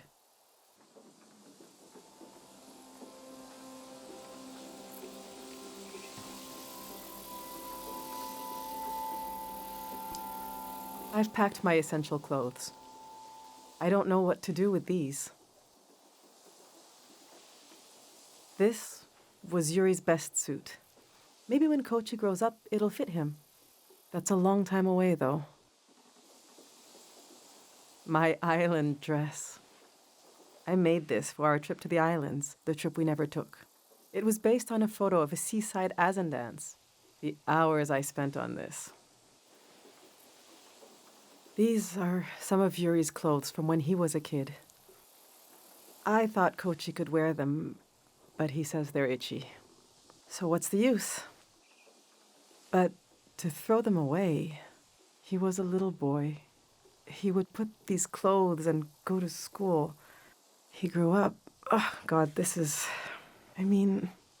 hurts a little. Okay.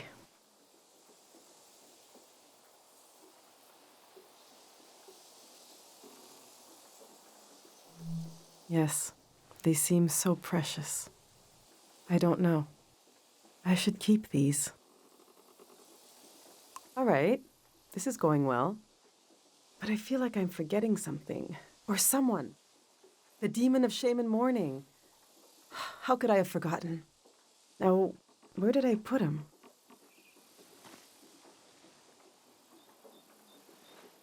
We need to bring the demon of shame and mourning.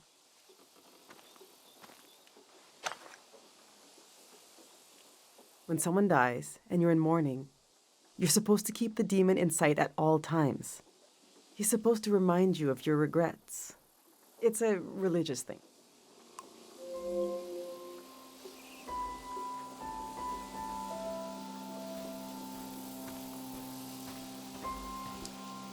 These are Yuri's books. They're pretty heavy.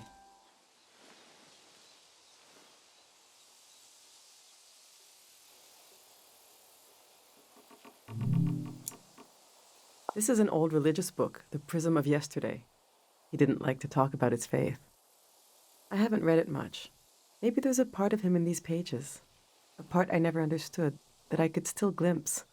Maybe he would want me to keep this one. But I don't know. It just doesn't mean much to me. Yuri found this old tourist guide to the valley before we moved here.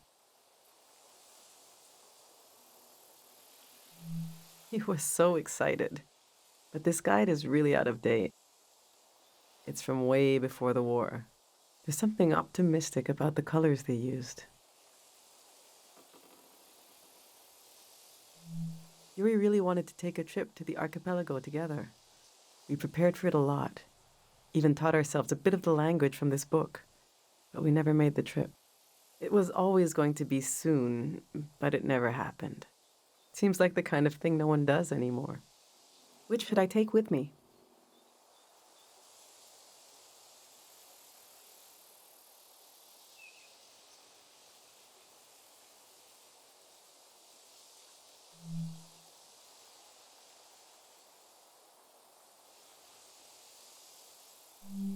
Yeah, Kochi and I could still go sometime.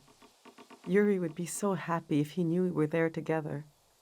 I suppose I'll be leaving the other two behind. I know they're heavy, but would you want to take one with you?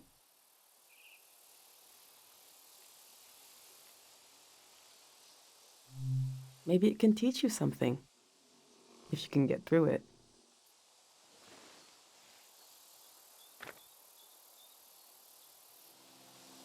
Let's see how this is going so far. We'll remember Yuri's dream of going to the islands. Yuri's clothes, from him when he was a kid. I'll remember how Yuri saw himself. I think we're almost there. Let's just look a little more.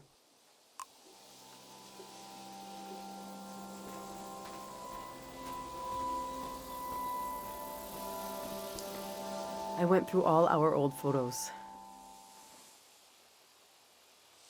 trying to see what I might be forgetting. I love that view.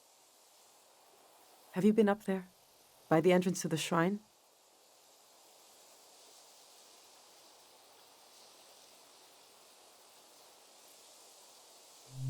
You really should go see it when it opens. It's just across the river and up the hill. The doors to the shrine open when the sun goes down. The monk is still in there. I hope he'll evacuate. That's Matiora. She lives east of here, out in the woods by the river. She said she'll evacuate, but she's still here. It makes me nervous, but I can't complain. We're still here, too.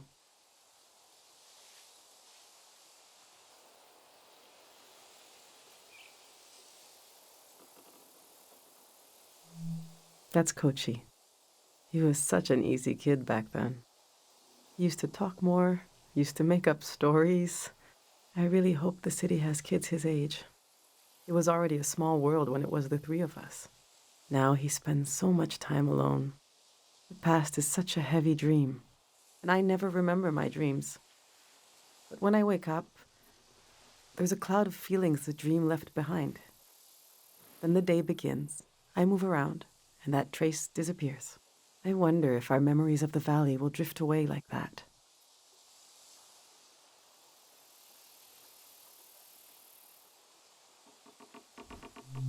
Enough of these old photos.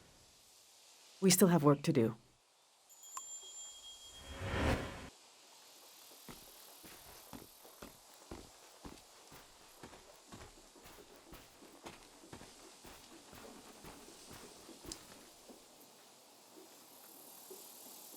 My husband built these tools to study the valley. They were his life's work, and they took his life away, too. So what do I do with them? You can't buy tools like these. He made them. My husband didn't insult God, but maybe he stepped on his toe, and his life went out of him. The truth is, I'm relieved to leave this place. Tiang Valley is not some preserved jar of, I don't know, culture. It's chaos.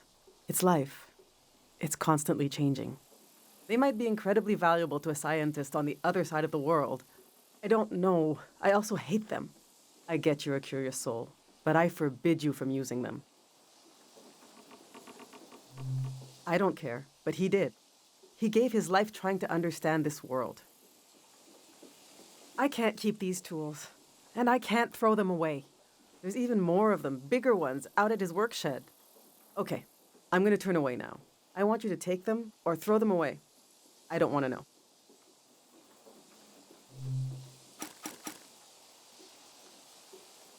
All right, this is it.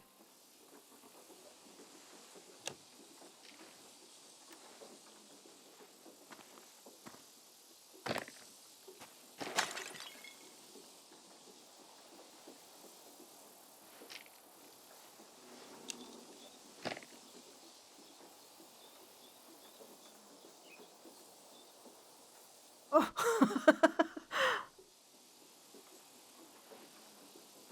I killed him. The demon of shame and mourning. What was I thinking bringing it along? What an awful tradition. Kochi, do you still want to take a final tour of the valley? Let's get those wheels back where they belong.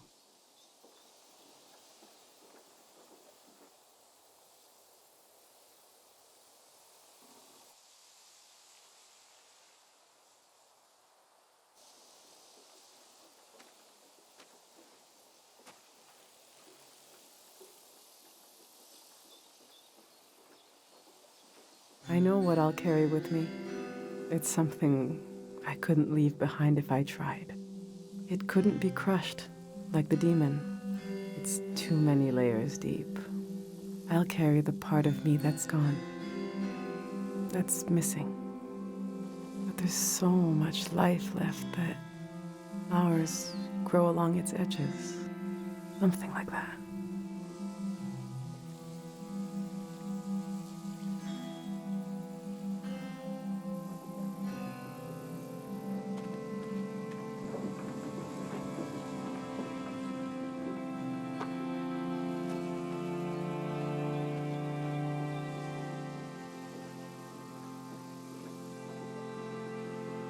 I'm glad you came to Tiang Valley today. Thank you for being there for me. I didn't realize how much I needed a stranger's ear. Now, there's no rush, but as you try to wrap your mind around this place, feel free to come ask me questions. I'll be right here until night comes.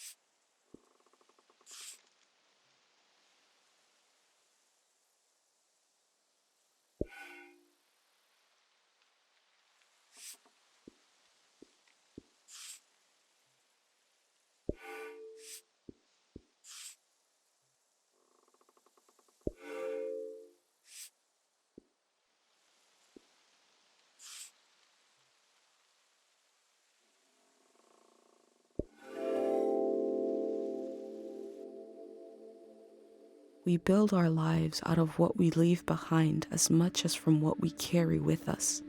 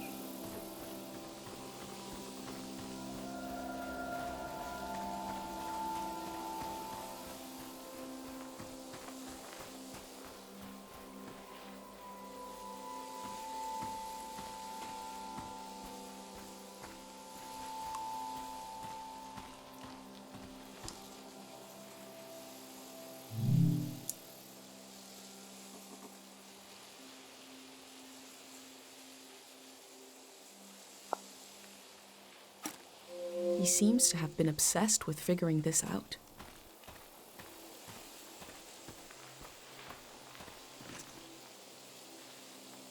The soil is contaminated with memories, and this was supposed to clean it?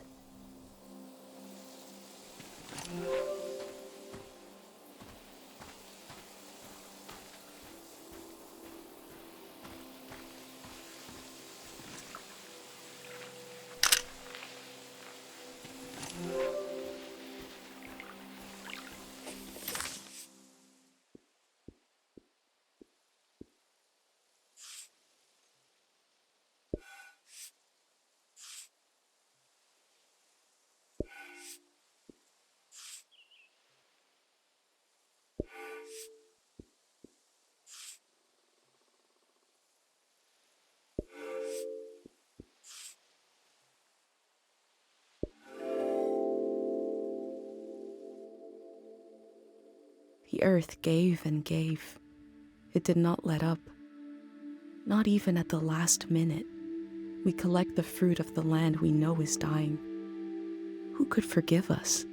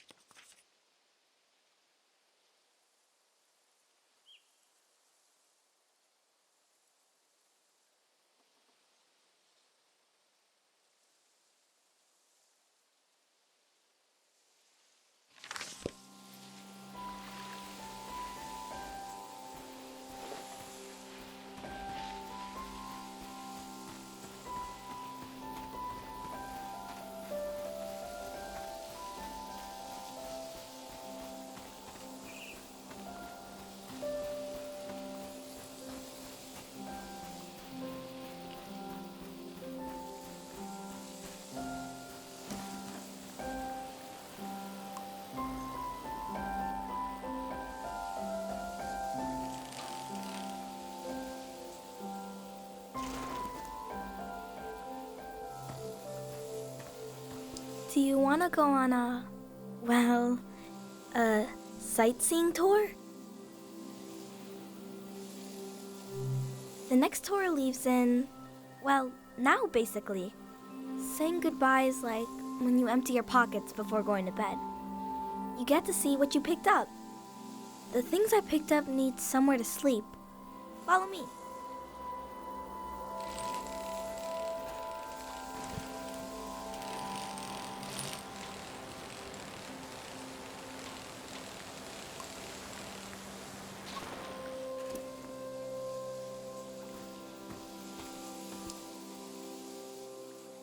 This is my tree. Since we can't bring it to the city, I don't care what we bring. I love the tree, and Dad cured it. That's what he did. All this purple stuff in the valley that makes you feel funny.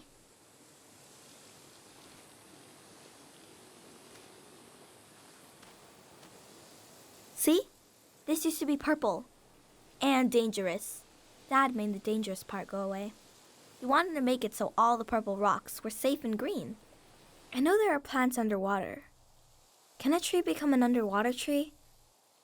This one can't die. It's been through too much. Let's go.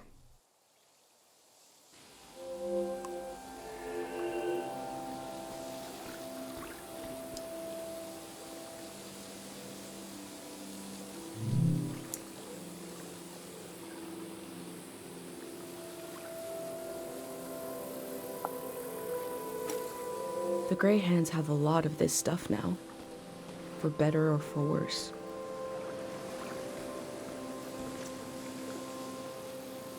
A piece of car, severed, dangling. As a warning to others?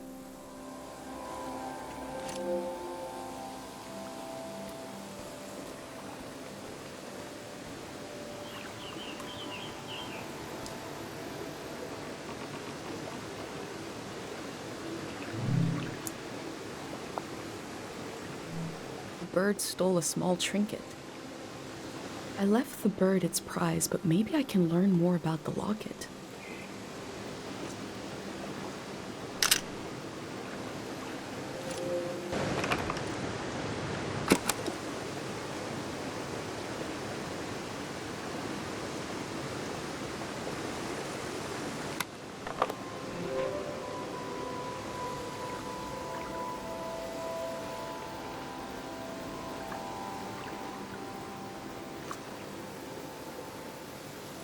The tree looks diseased in this painting.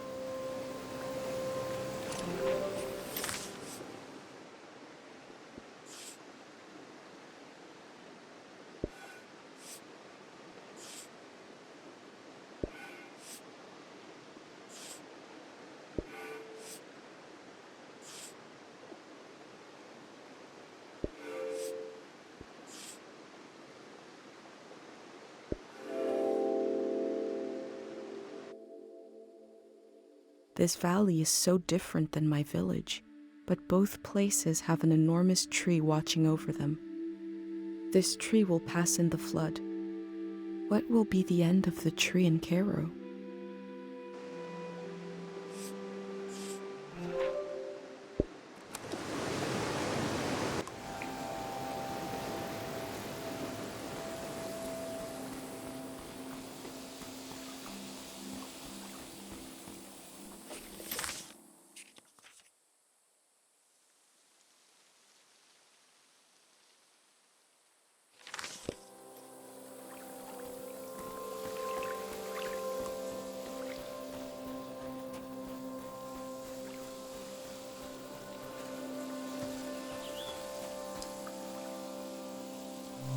Let's go.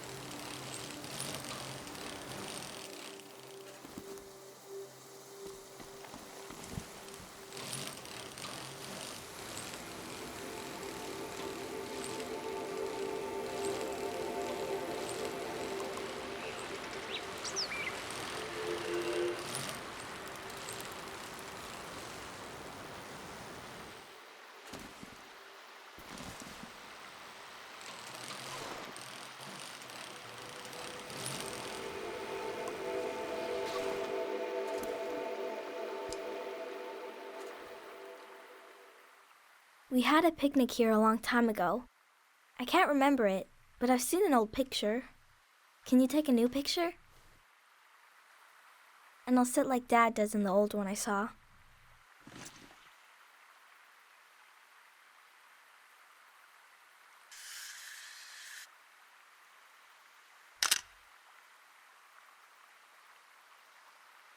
He is a great kid. Mom disappeared one time. Took me a while to find her. She was sitting right here, and she was sad. I got one of her tears on my finger, like a little bug, and I flicked it into the water. And I said, flow, flow, flow, flow, until it didn't sound like a word anymore. It made her feel better. Now I say it. I say it when everything is moving, but we don't want to move.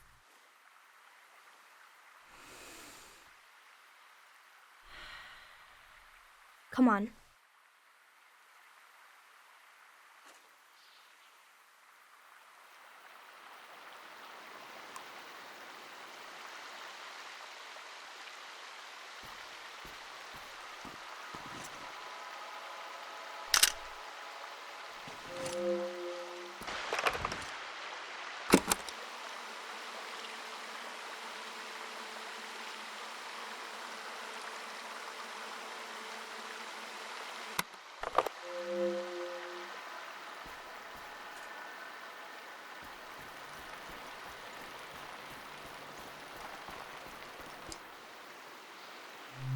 Let's go.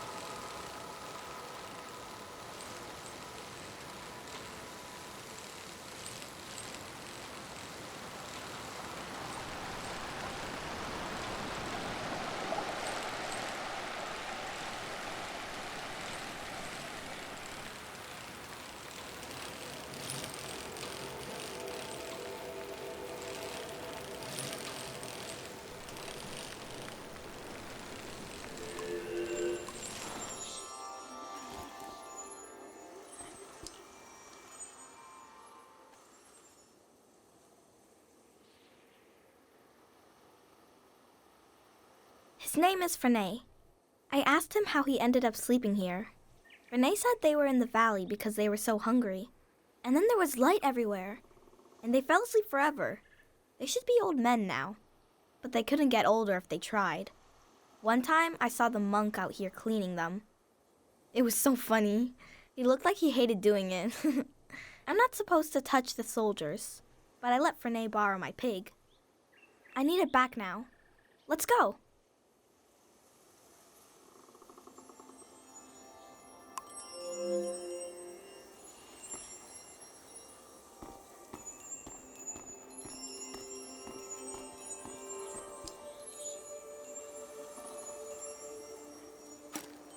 This must be Kochi's drawing.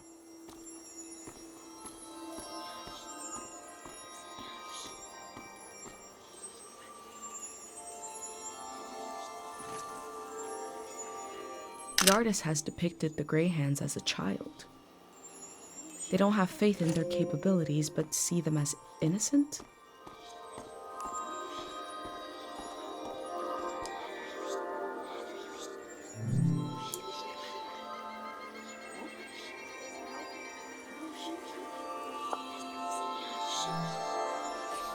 They believe a prayer put the soldiers to sleep. Is that possible? All my life I've heard solemn references to the war. It never reached our village, but it touched the lives of our grandparents. What happened here in the valley, and how did it end?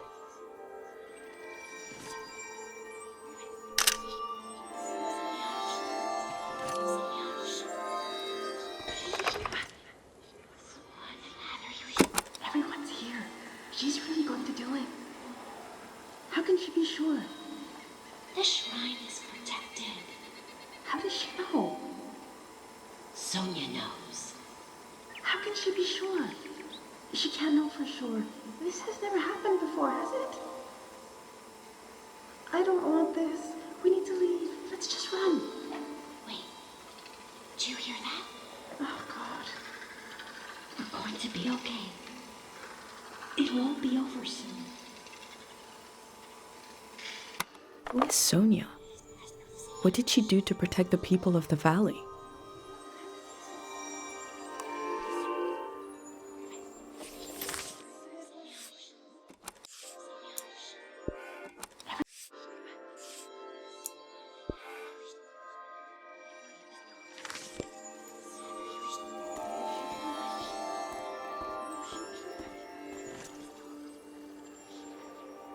I wonder what they dream about.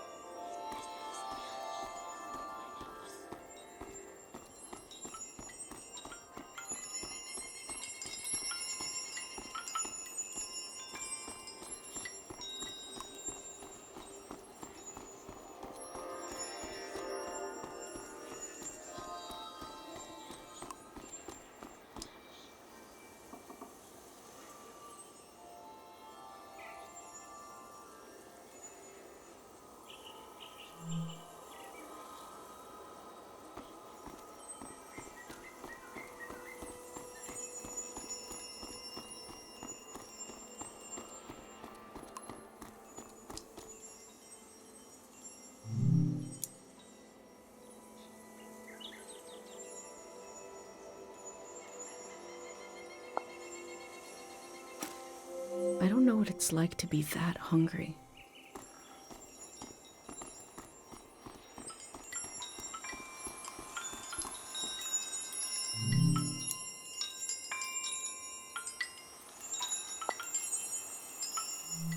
That last line is kind of disconcerting.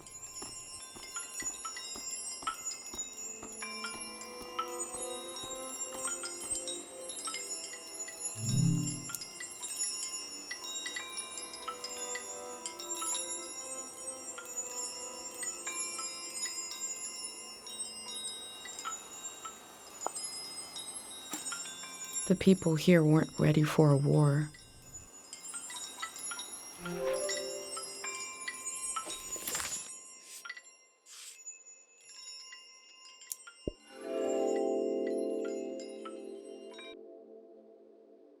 The war was its own season, but the trauma of it echoed on into this season, haunting it.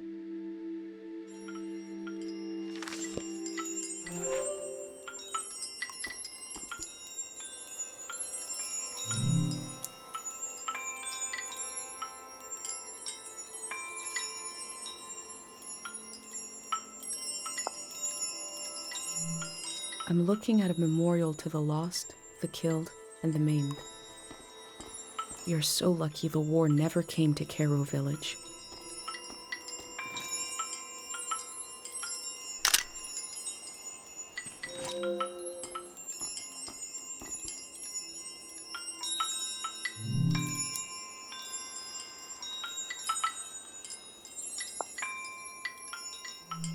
All this will be washed away.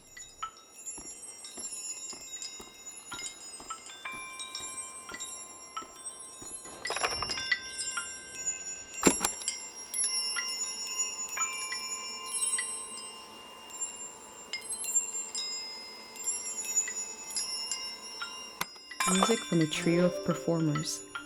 The metal, the breeze, and my mind.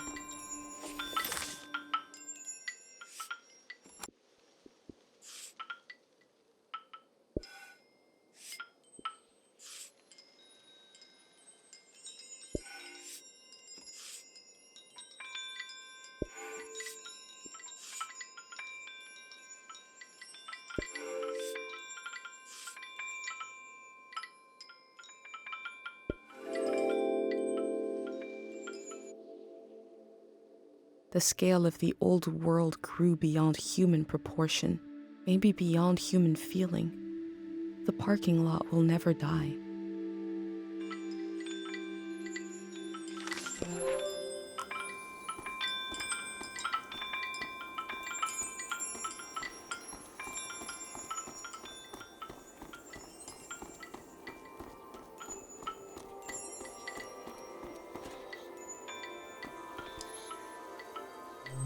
Let's go.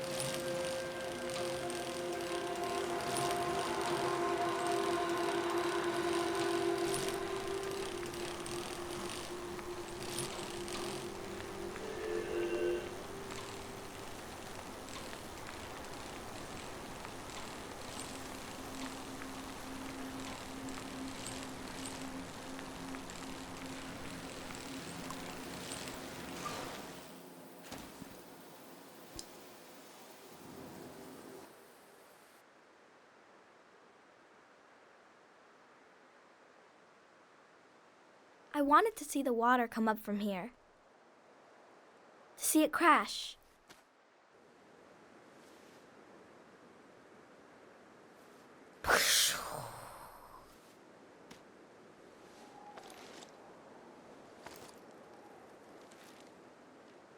I thought the flood would clean everything. But Mom said a flood is dirty. That makes no sense. I asked if we could stay and watch, but Mom said we need to get a ride to the city.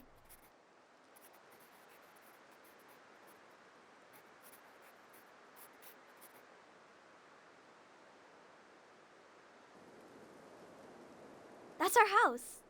You're good.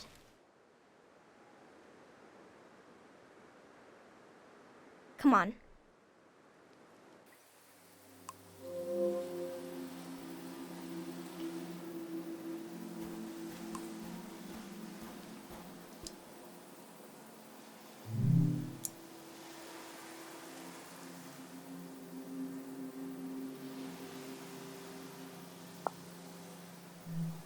Such a huge structure. I wish we had more information about the olden days.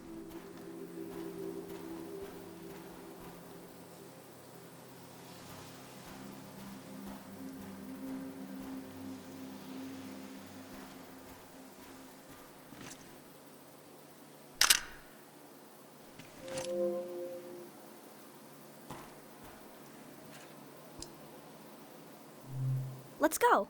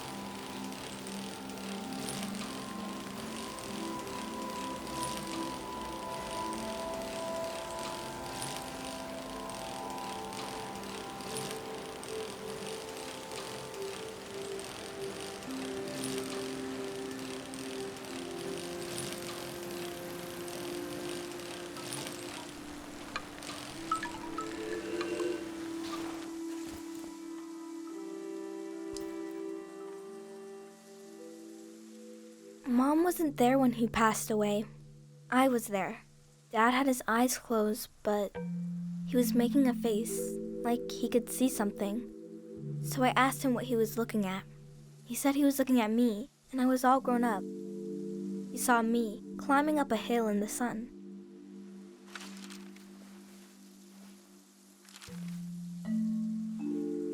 Then he said his memories were falling to the soil and he had to go with them. He didn't want to go, but he had to.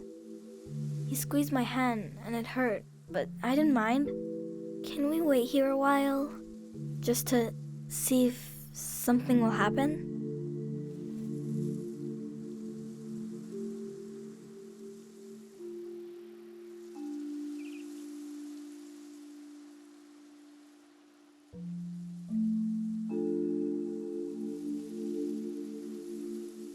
I met a boy who lost his father just like I did. It's something I don't talk about much, but I did to him. I've been recording everything for you, but this feels private. I'm not sure if I want to share this with the future.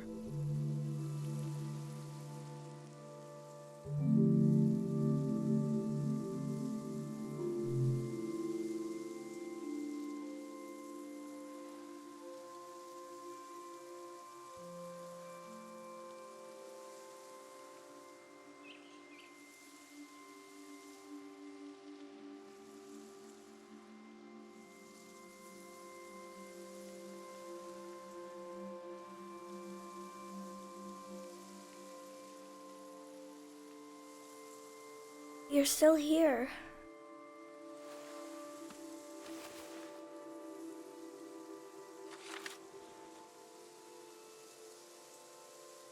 The tour's over.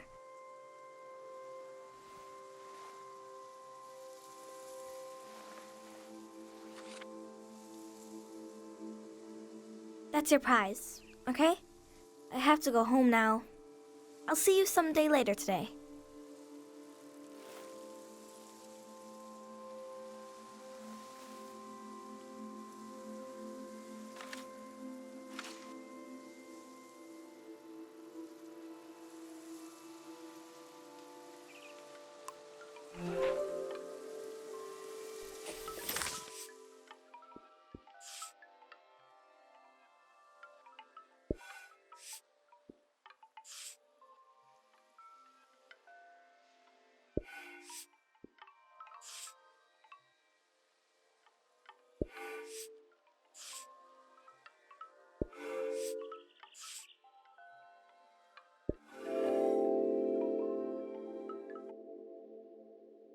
Kochi collected objects around the valley and laid them to rest at his father's grave.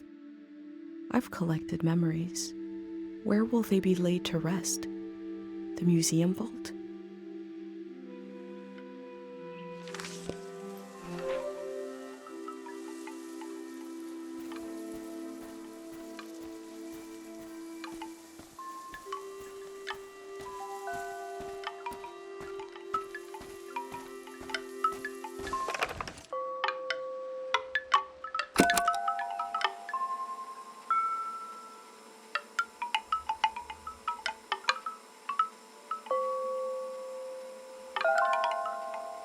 Music from a trio of performers, the metal, the breeze, and my mind.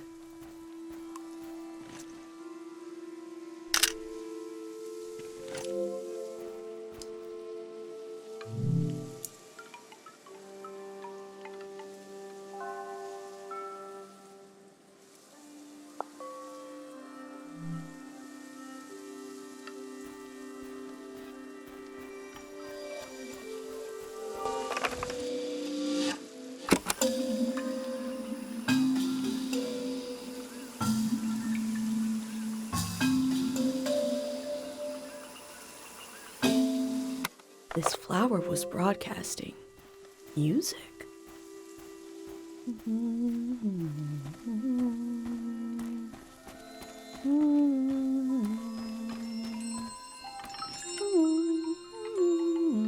Unlit candles being drowned in a flood, a loss of potential light, potential prayers.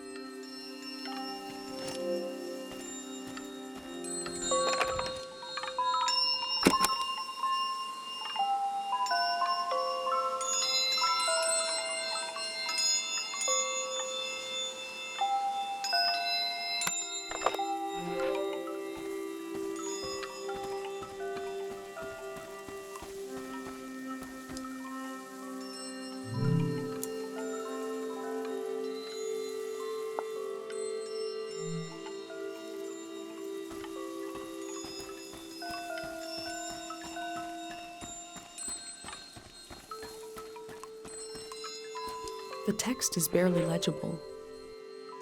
3 aphorisms from the young. 1. Time moves us when we move not. There is no time. It looks like a set of aphorisms. Now to find the rest.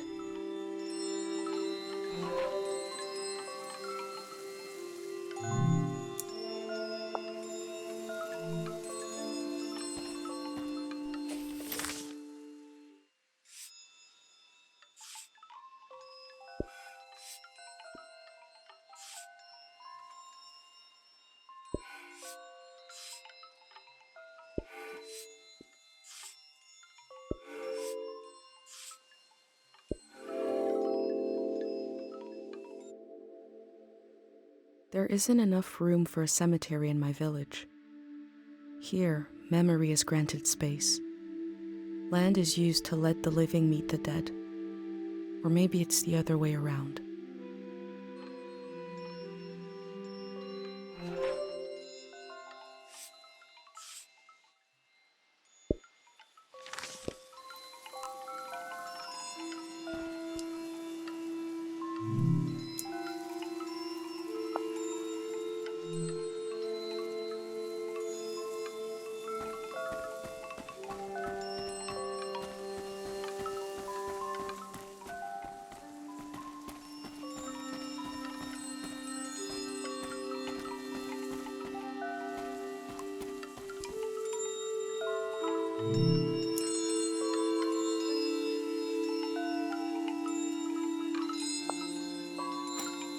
I can still walk through the streets of my village, down the corridors of memory.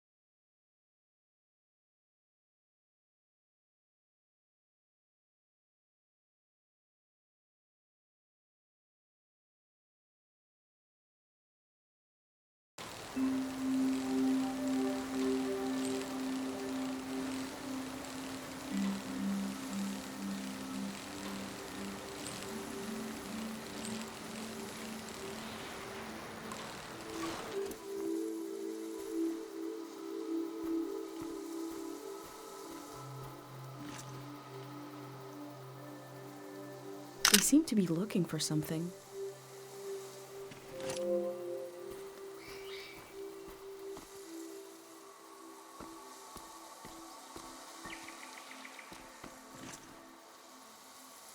They're bringing the dam down. Eventually?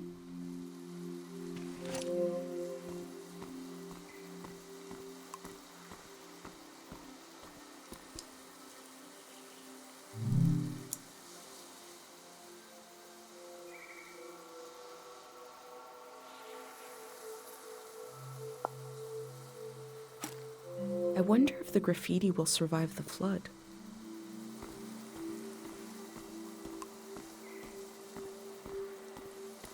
What mark should I leave?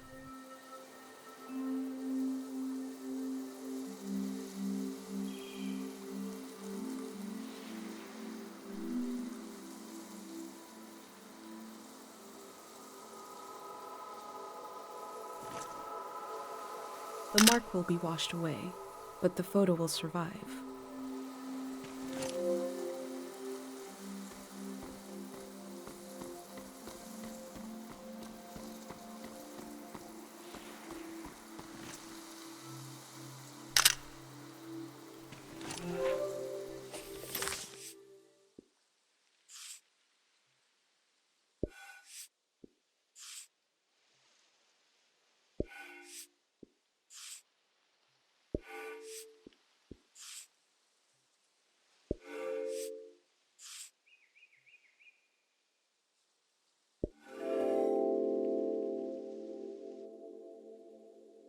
I try to divide the things I see between two categories, permanent and impermanent. But the division breaks down. The difference is just a feeling.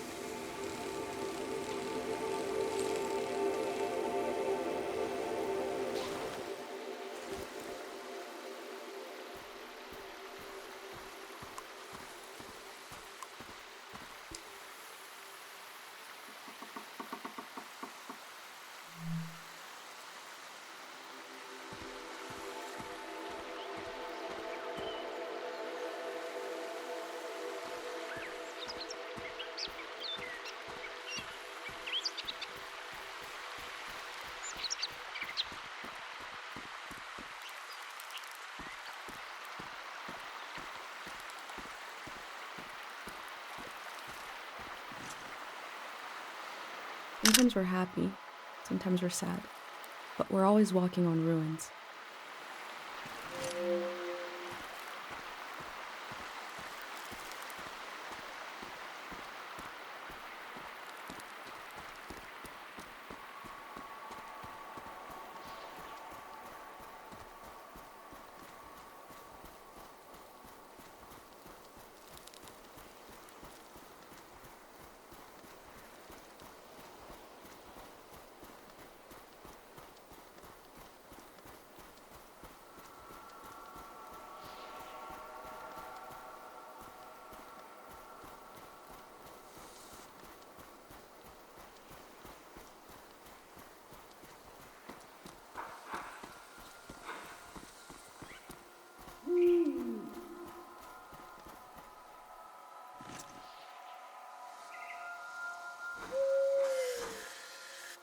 Where will the birds fly to when the flood comes?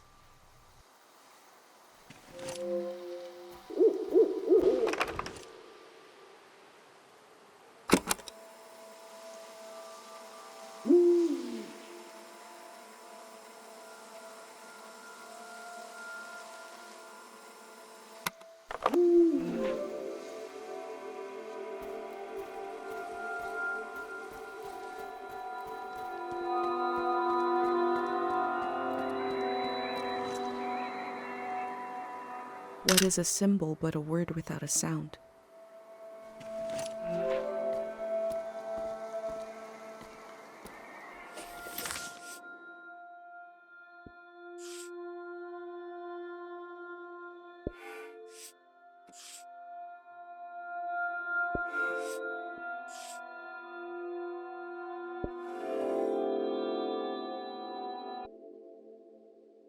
I hold tight to the feeling of being almost lost, barely lost, wandering with conviction. If I could tell Dad that I left home, I would describe this feeling to him in detail.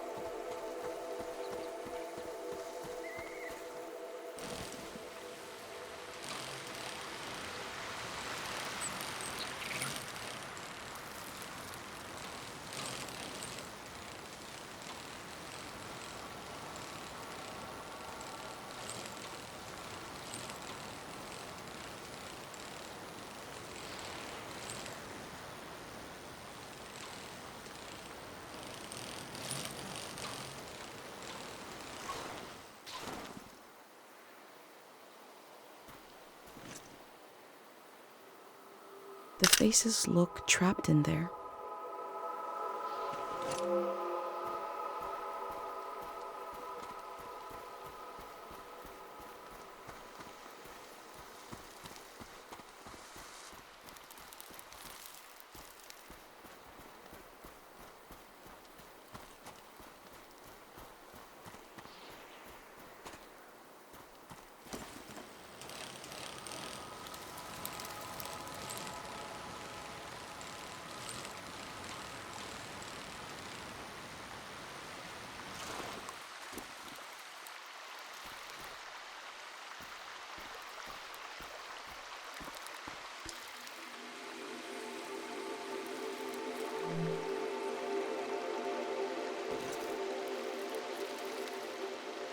Is this a sculpture or raw materials?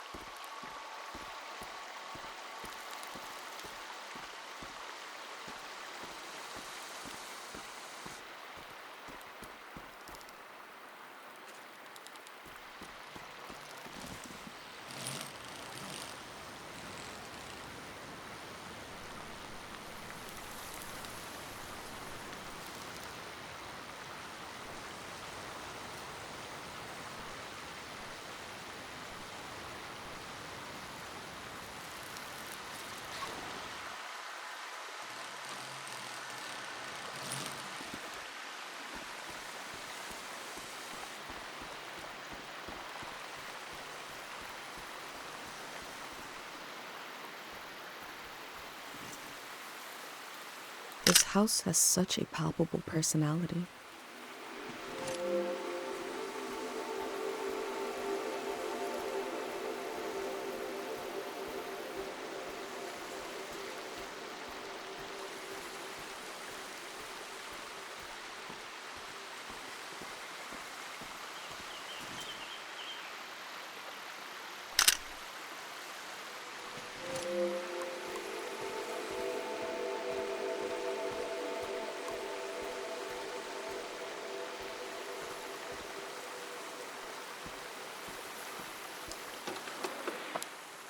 This instrument is so beat up, but lovingly preserved. It must have played some important tunes.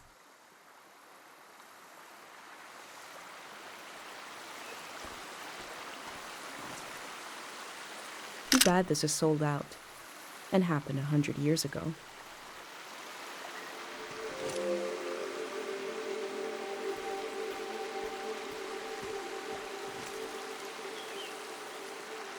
I don't mind going to different places for my food and my minerals. The golden season was pretty weird. I'm not sure what to think about this.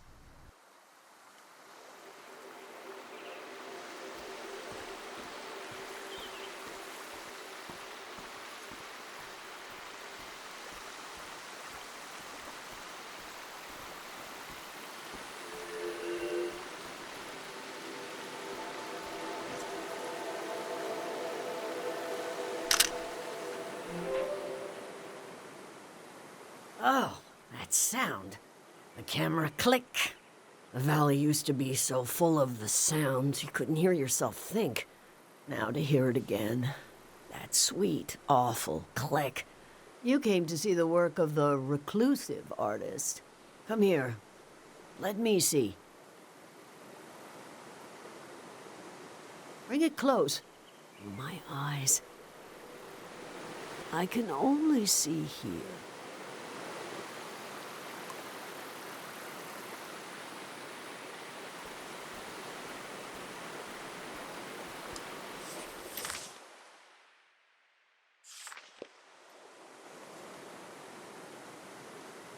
Awful. Form, color, subject, simply awful. That was me trying to play to the crowd, to be charming. A crazy woman made this junk. An artist. I buried her a long time ago. I'm surrounded by it. I spent my life trying to make something beautiful and true. I failed. Can you bring me photos of my art? I'd like to see my work one more time.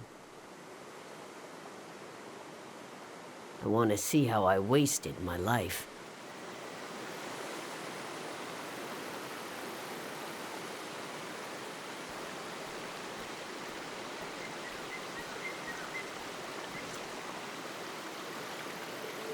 I think that is Matura. Come, show me.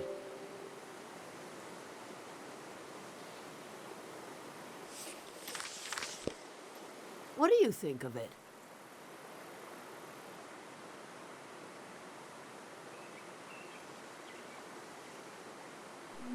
Wrong. What a soulless object. Look at that face. Broken eyes. Nothing graceful about it. I should have grown ivy over them. At least the flood will take it all away. Was I never truly inspired? Did I really fail so completely? Let's see another.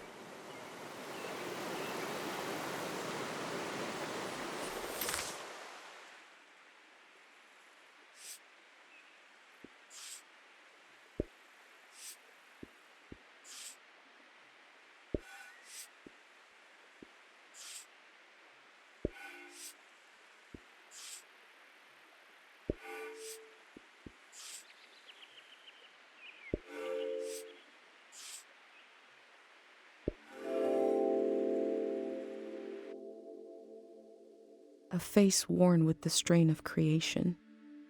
She is compelled to create, like how I feel compelled to document this season.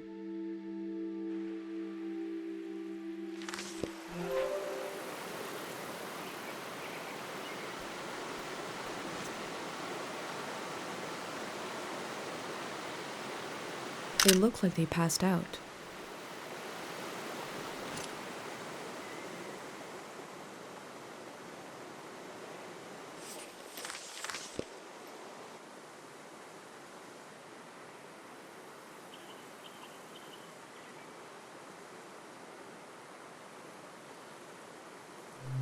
The color is hideous. I thought if I stood outside his door long enough in the rain, that God would let me inside. All I did was toil my fingers to pieces. I wanted to capture this valley in a piece of art. That's all.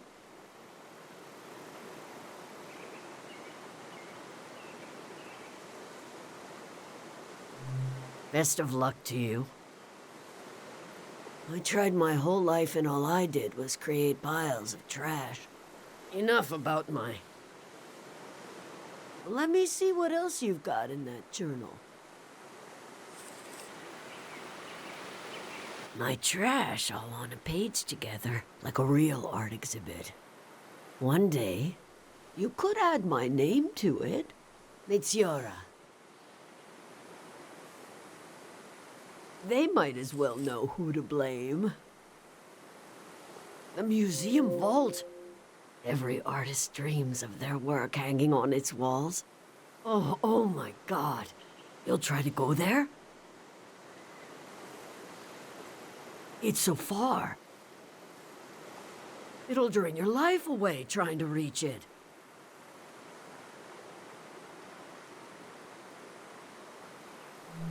It might be a longer term than you expect. You may be as old as I am by the time you get there. Your journal might end up in the vault, which means my artwork might end up there. Oh, that would redeem everything. Every wasted hour. When a dream crawls back out of your throat, it hurts. But I can do better than those little statues. I can, if you help me. This art will memorialize Cheng Valley, and we'll finish it together. Cheng Valley has many faces, many themes, characters, eras, stages of its existence. Take a look through this junk, and we'll pick one of those faces. A face to show Cheng Valley to the unborn children of the next season. You do that while I make some tea.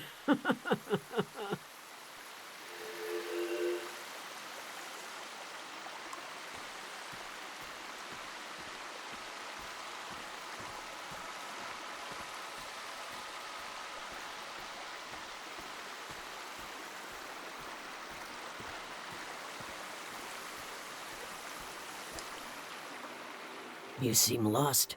We're here to choose a theme for our artwork. You can see through the clutter. I have looked at all this for far too long to see it. There are no mistakes, only wayward inspiration. Just pick the face, facet of Cheng Valley that calls out to you.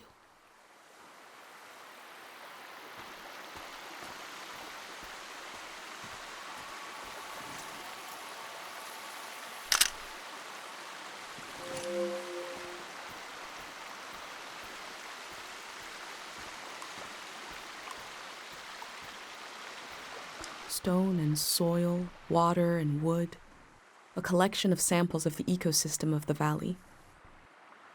Is the ecology of the valley the root cause of everything that happened here?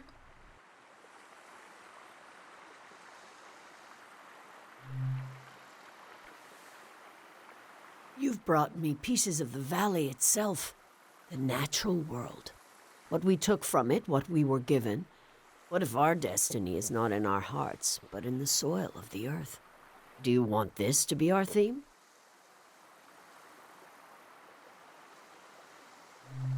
Very good. And the tea is ready. In the past, I tried to control everything. My work was dead. This time, let's follow our intuition, gather some pieces, and see what happens. What magic might be hiding in this day, which will pass and never return?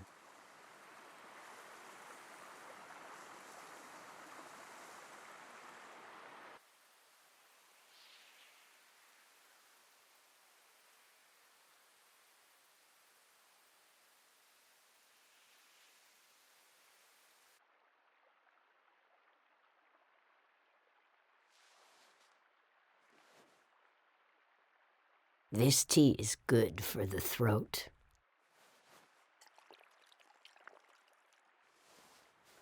It makes me want to sing.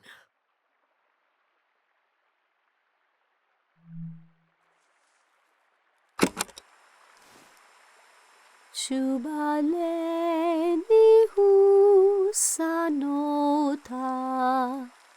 chubaleni husabe, chubaleni husanota, krimosanahi.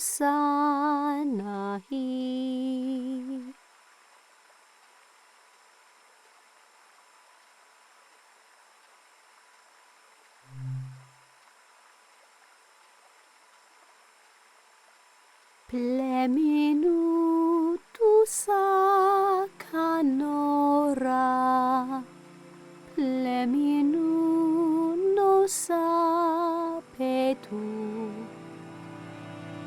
pleminuno caserota, manano mase.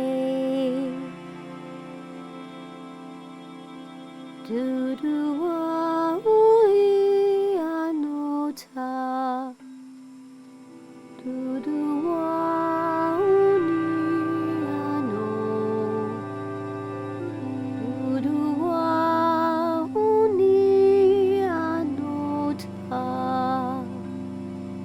enimunahi.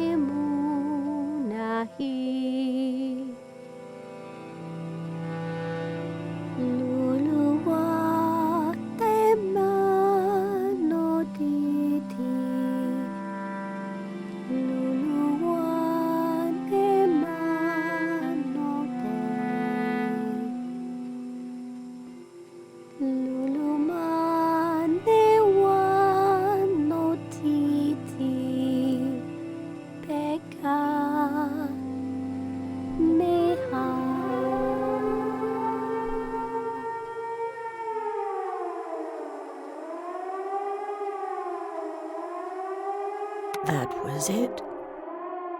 That was Cheng Valley. I thought we would capture Cheng Valley in a piece of art, but we captured it in a moment instead. A moment can never hang on the wall of a museum, but you will still carry it with you. You were the co-author of this moment. I would never have found it without you.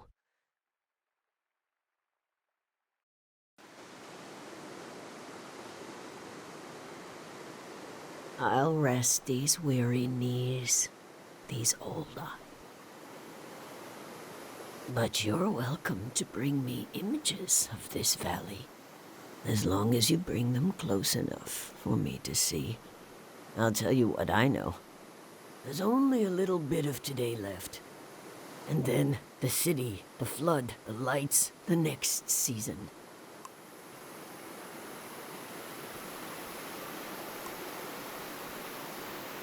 The text is barely legible. 3 aphorisms from the young. None should see the face of love and live. Just one more to complete the set.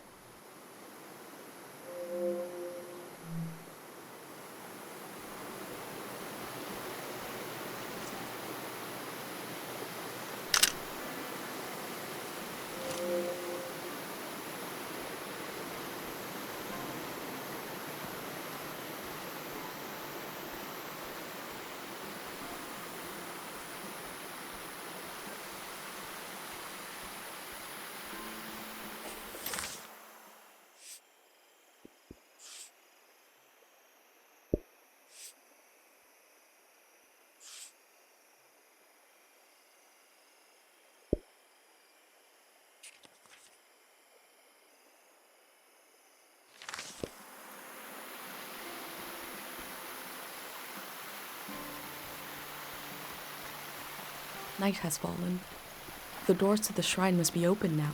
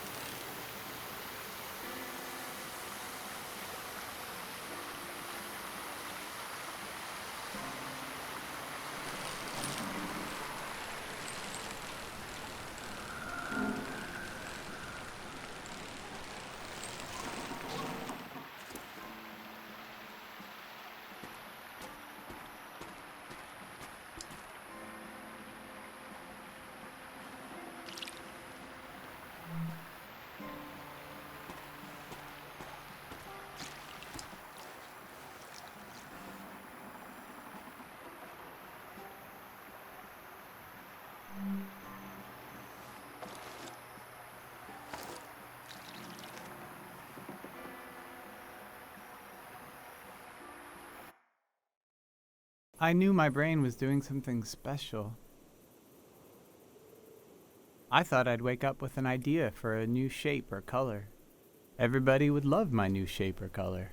But instead, my brain gave me a dream which made people afraid, which is making you leave.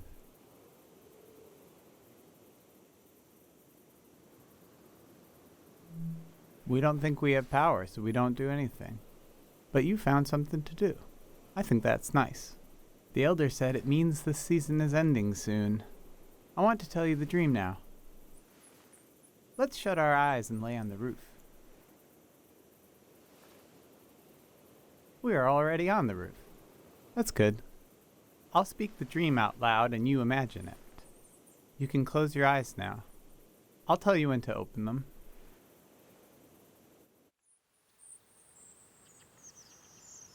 I am in the forest.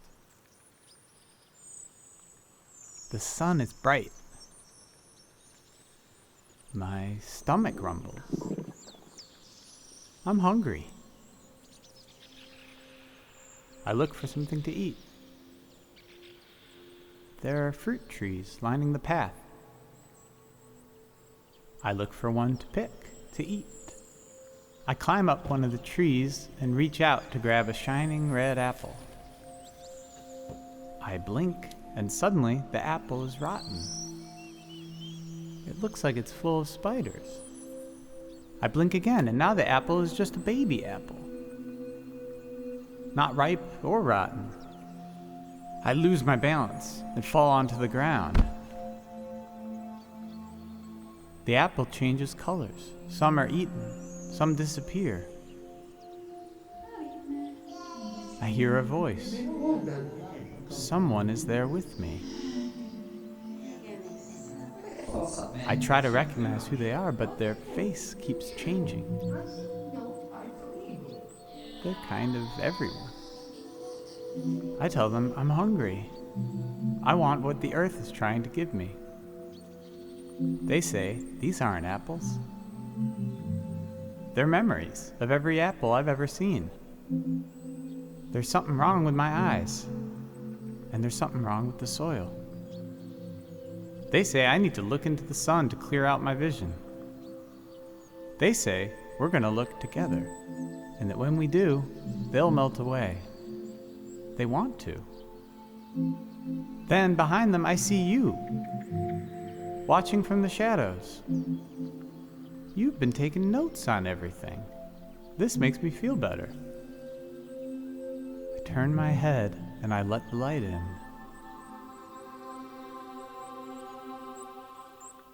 I lose track of everything. When I get my senses back, I find myself holding a round, red fruit in my hand. I don't know what it is, but I take a bite, and it's the most delicious thing I've ever tasted. Then I woke up. You can open your eyes now.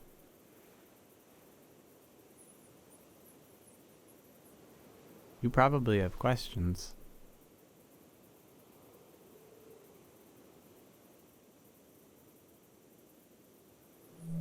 It wasn't only my fault that the apples were acting funny. It seemed like the natural world, or whatever it's called, the land didn't know what time it was either. The soil had to forget a little.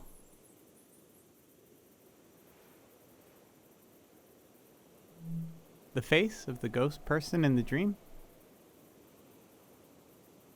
They were everyone and no one. It reminded me of someone I used to look for. My birth was not easy. I was bigger than most babies. After I was born, the elder advised them not to have any more children. But years later, my parents tried. They told me I'd have a sibling. But we lost them a few weeks later. I felt like it was my fault. I should have been born last, if ever. I needed to see this missing person somewhere. So I searched faces for a face I'd never seen. I thought I had to carry them forever. But in the dream, they wanted to become part of everything. I had to let them go, which felt like a piece of me was dying. It hurts a lot, but it's a nice thing to do if you can. To let part of you become part of everything. Oh, I feel a bit winded now.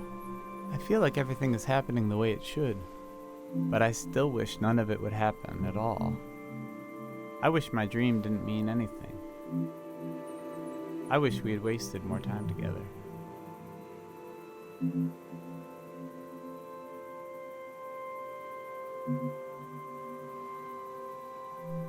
I know. Thank you for reminding me. We'll go down this roof together, and you'll keep going down and down, down into the heart of the world. Thank you for listening to my dream.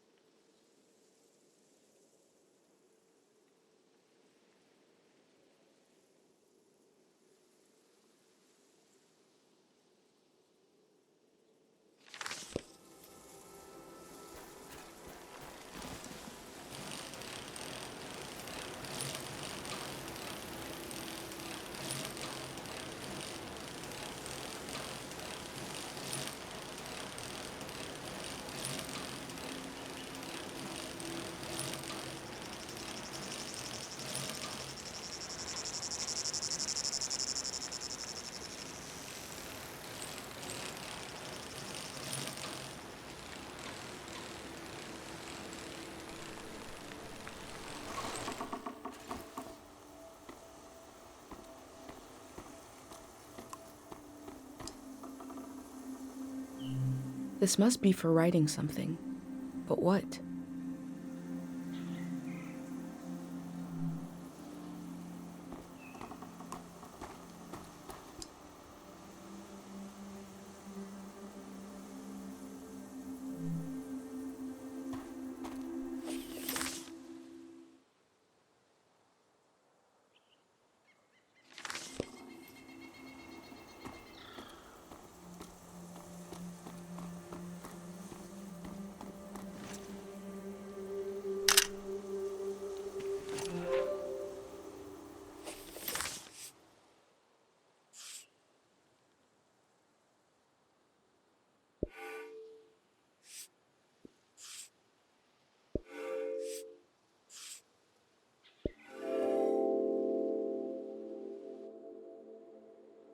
We have Dr. Fumio's cures to negotiate with the exigencies of life as a conscious being.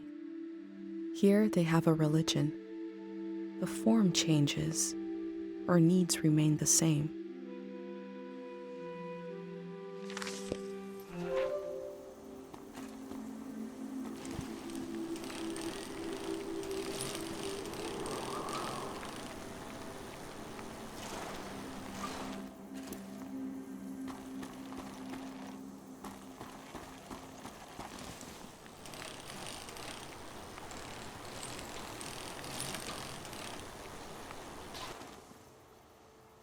I knew once I went into the shrine my time to explore the valley was over.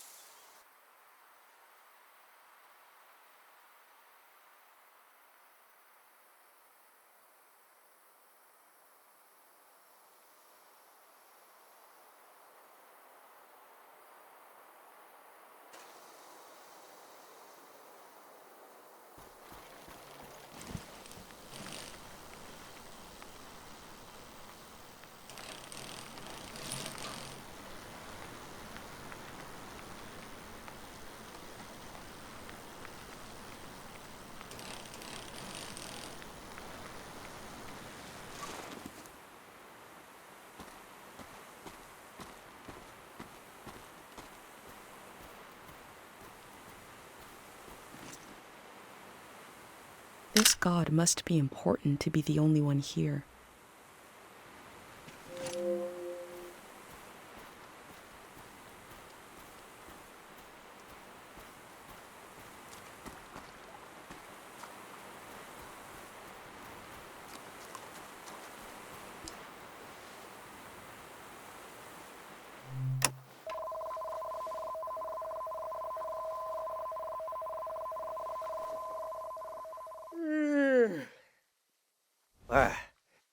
Who are you? What are you doing here?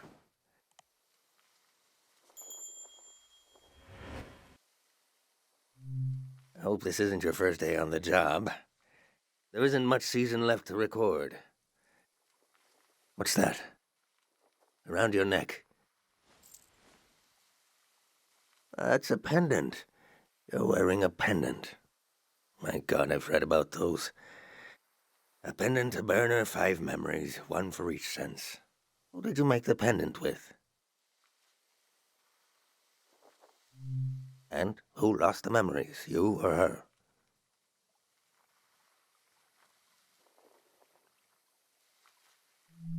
I see. And what was something you burned?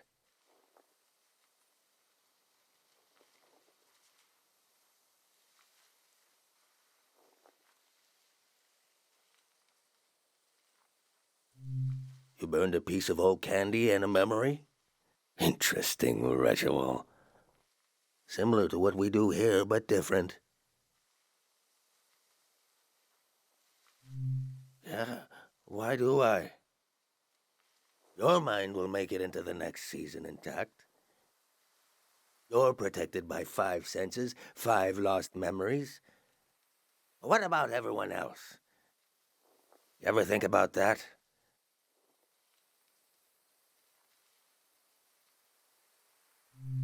Well, I don't need one. I'll be right here until the flood takes me.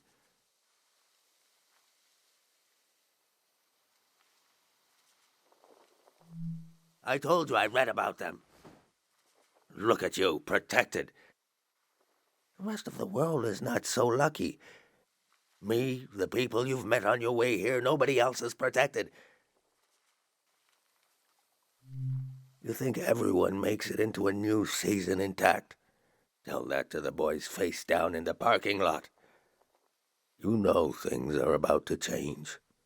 I can tell. A collective pendant to protect a group instead of one person. You're welcome to try. My memories are all over the shrine. You can have them, destroy them, whatever you want. Asking an old monk to invent a new ritual.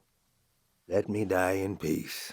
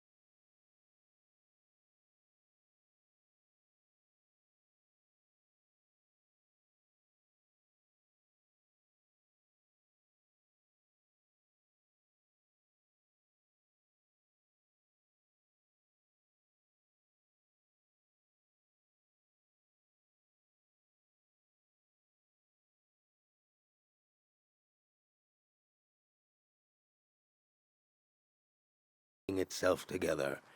He dies, the war starts, a season ends. But I tell you already, hope is the most painful thing in the world.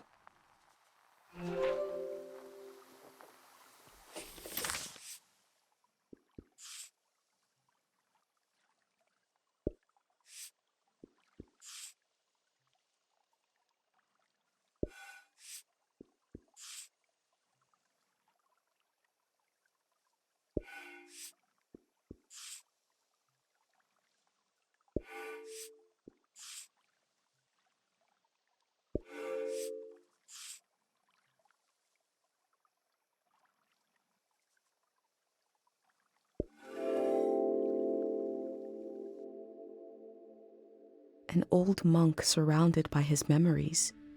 Is this a shrine to a god? Or is it a shrine to his past?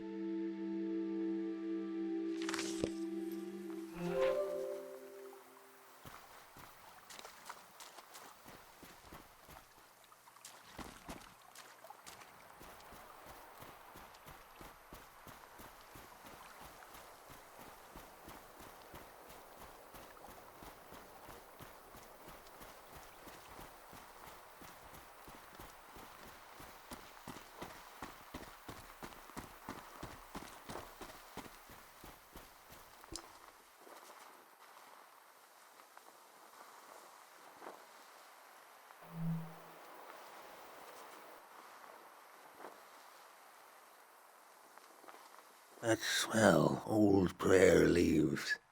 The woman who took care of me taught me to pray with this incense burning. I wanted to learn, but when we kneeled down together, her being so close to me and the smell, I couldn't focus. She'd get angry, but I'd just get more lost. I asked her, which direction is God facing? She said, every direction. I said, so can I pray to change the past? And she said, of course. We change the past every time we remember it. I was so happy in that moment to have been found by her. I could have been found by anybody, or by nobody. That's 5. 5 memories, 5 senses.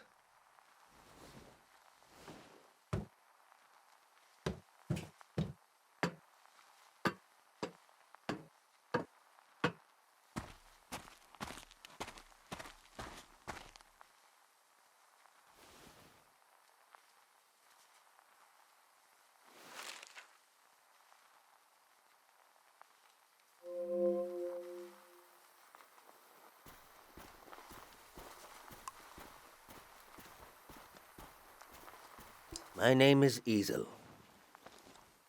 I was the last monk of Tiang Valley. I never finished my exams to be a monk, but I'm the only one left. I took becoming a monk for granted because I grew up around them. If you're including a ruin like me, you must be serious about recording this season. What will you write about me?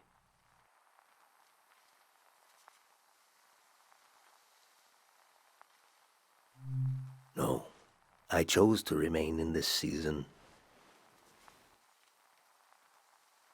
I was orphaned by the war. The monks found me on the coast, wandering alone, shell-shocked. Sonia, the head monk, took care of me. I saw things I shouldn't have. She helped me erase those memories. If I had any memories of my family, I lost them too. But at least I didn't wake up screaming anymore. I was so afraid of accidentally calling her Mom. She was the head monk, even before she ended the war. Sonia was an imposing figure. I slept, I forgot, and I grew.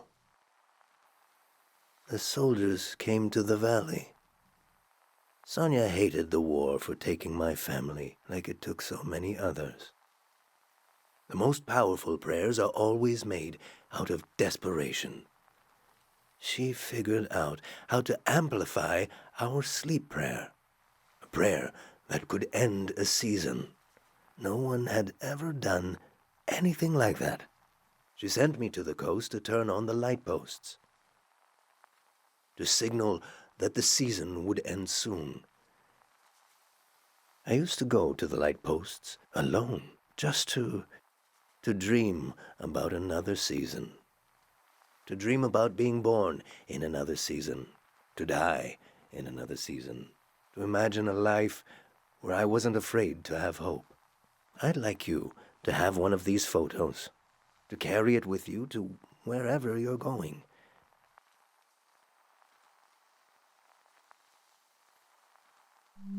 Really? Why? I wish you knew her.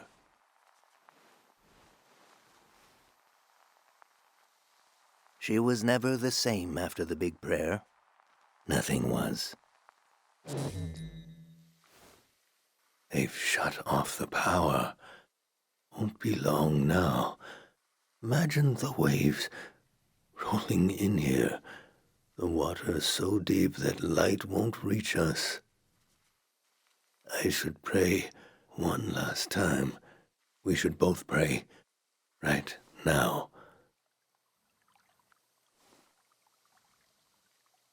Your pendant, the sacrifice your mother made to keep you safe.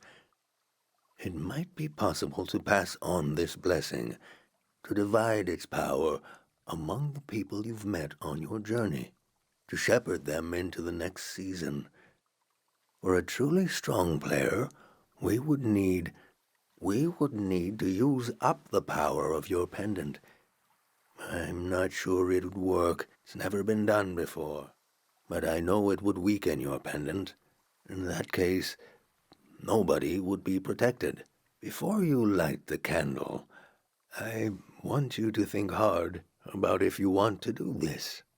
Do you want to pass on this blessing and leave yourself vulnerable?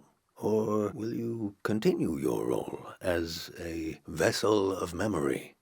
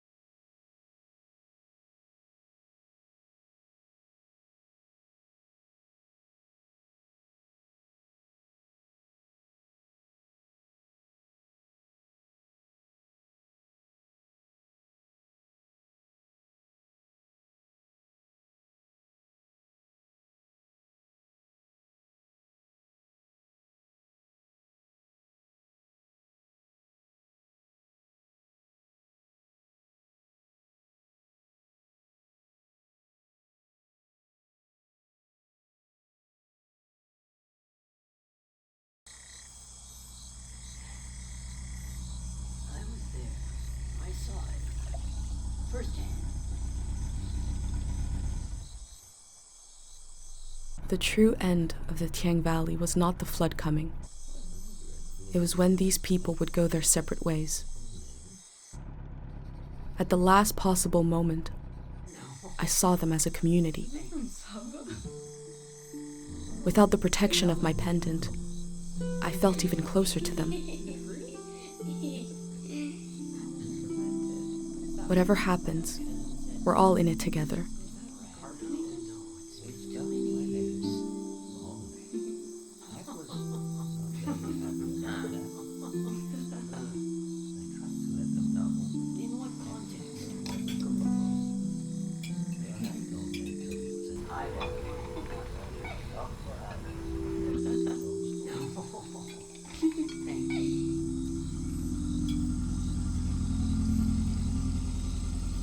The Greyhound arrived. He had what he called passports for everyone. He said they were supposed to have a photo, but that his camera was broken and he wanted to use mine. I saw in these little papers the beginning of a new world. He asked me if I could help him. I had only one moment to decide.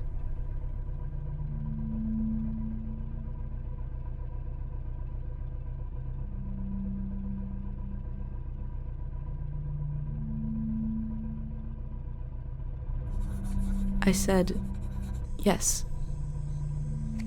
The Greyhound thanked me. He gave me a pin and told me their new name would be Floral Path.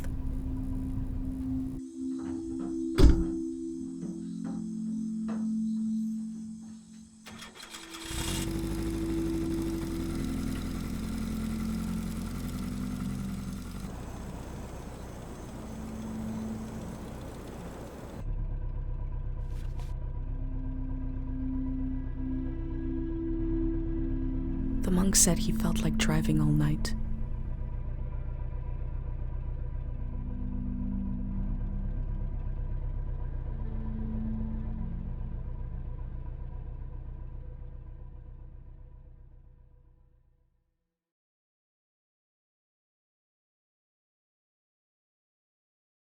Listen closely. The road behind you leads to the coast. There's an old warning system on the beach, an emergency light that can be seen from the other side of the ocean. You can warn the rest of the world about the change of season. All you have to do is turn it on. It was built to survive anything. I'm sure it still works. Do you understand?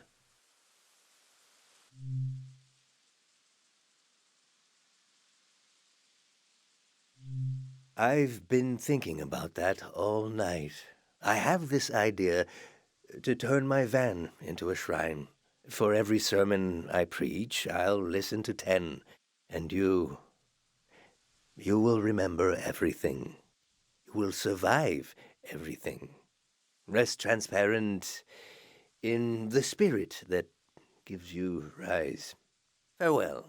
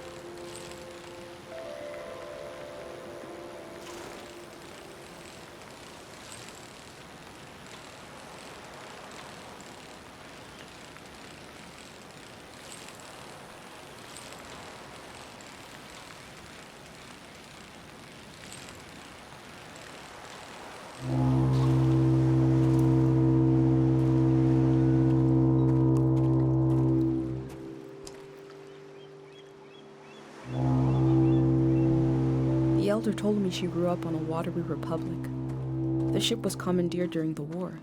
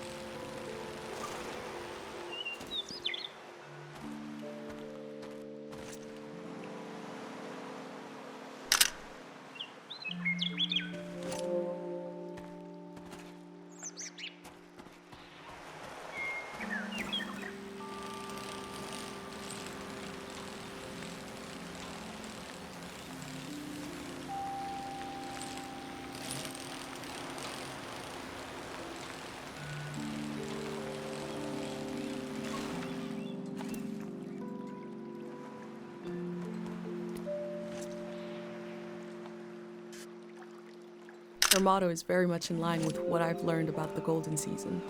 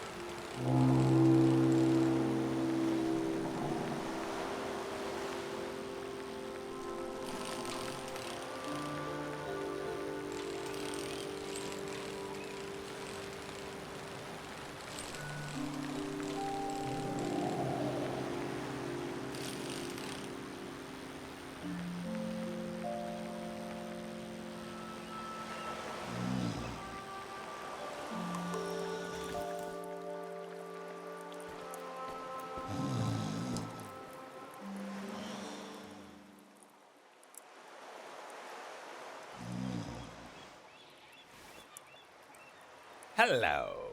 I love you. Ice cream.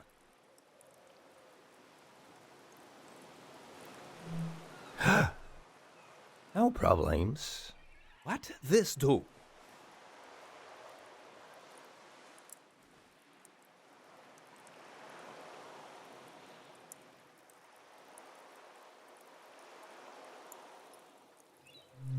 Hmm?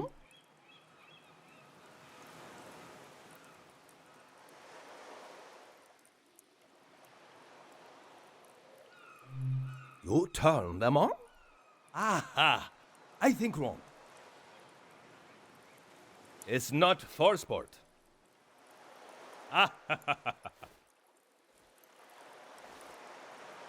My village.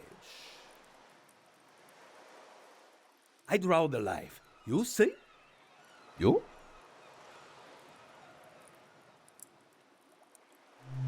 Safe village. So.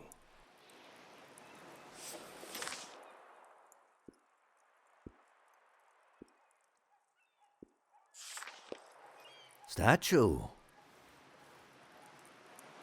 We have statue for war. It's weird, no? I have weird. Public lizard. For everyone.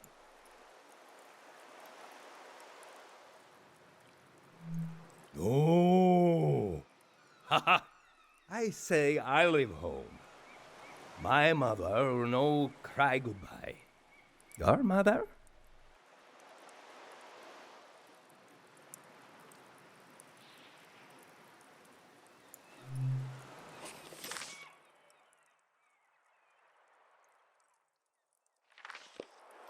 Ah, sad mom. Morning I leave. I go far, far? Hmm? Alone. Long time. I leave home.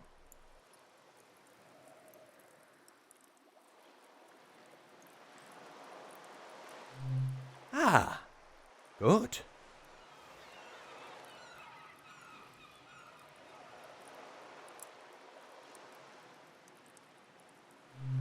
Amaistai kaikel abe amamola. Ast noste Camila ek ohak. Nestelefo ak aimestast. O altam ek en ek adme. Olmop akal ero. Ai otakasta ak eli ek ohak. Ai ebernach el olahan onalol ek en ek. Look at crab now. I see. I like it. I draw. What you like?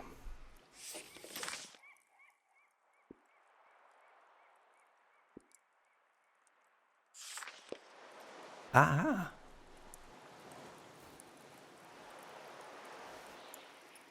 Sound. To play sound. You play sound.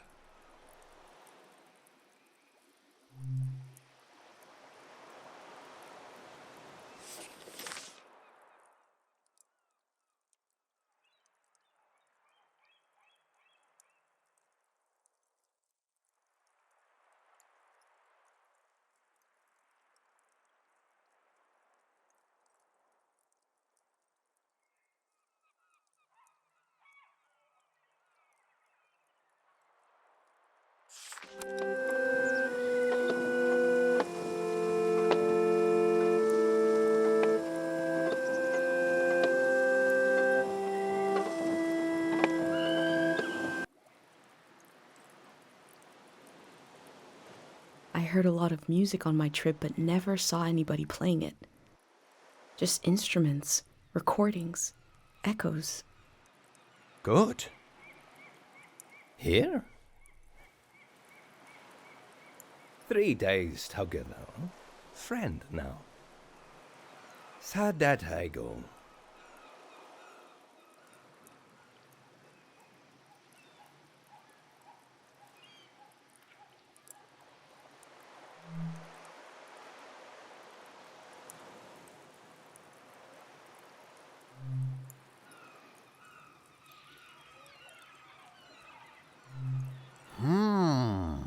Now, here, together, we are same.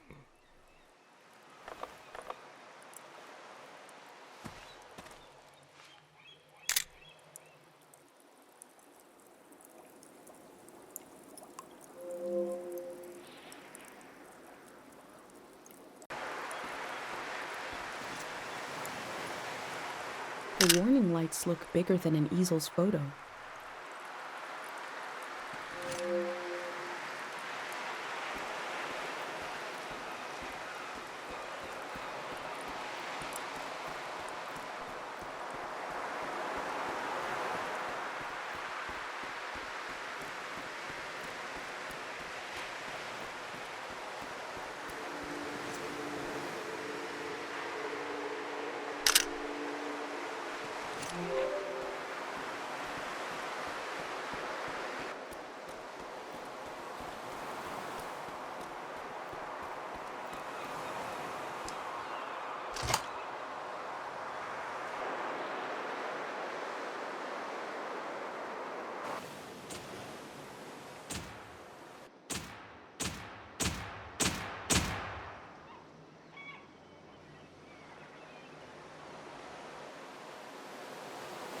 The lights sent out a warning to the other side of the world.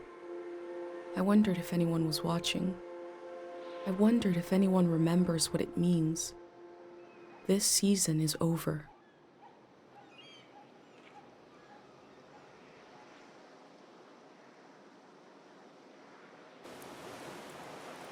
My new friend is sailing home in the morning. I've decided to go with him. I feel so scared and so relieved at the same time. I can't think straight. Before sailing into the unknown, I checked in on my journal, my letter to the future.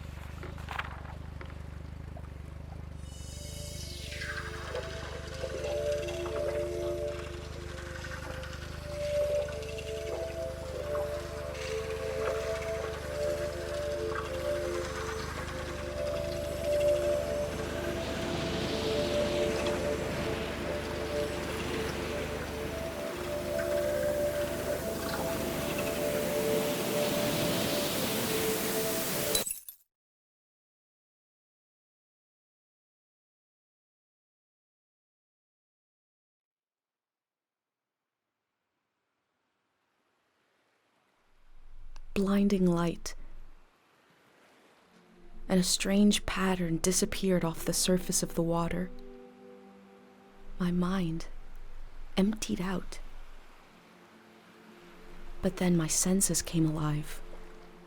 I smelled the ocean air, felt the boat rocking, heard the waves rolling, saw someone else was with me. I detected the world for the first time. I was overwhelmed by its beauty and a feeling of possibility. Then I found this journal and I read carefully through each page. It says, "Here is my home, my mom, my friends." I didn't recognize any of them, and the loss hit me. I became aware of a massive absence. And I realized that if it wasn't for this journal, I wouldn't even know I lost anything at all. These pages are a little bridge between us and the world that just disappeared. And I put them together, so that must be who I am. Someone who left their home to take measure of the world before it changed. Here's a record of the people I met along the way, moments from their lives at the end of this era. It seems to have been a season where our minds wandered through memories and dreams of the past. I'll continue taking measure of the world, even if I never make it to a palace of art and memory. No matter where you're reading this, I offer you my journal and the lives inside it. If anything in here escapes from the page into the world, let it be one sentence. Just a few words you heard from a traveler on a bicycle. When at the end of the evening, she turned to you and said, "It is not too late."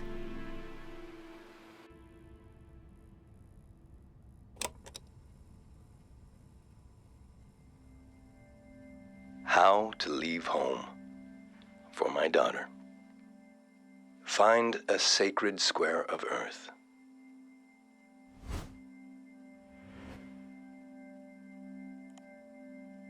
Lay down so you have the dirt at your back.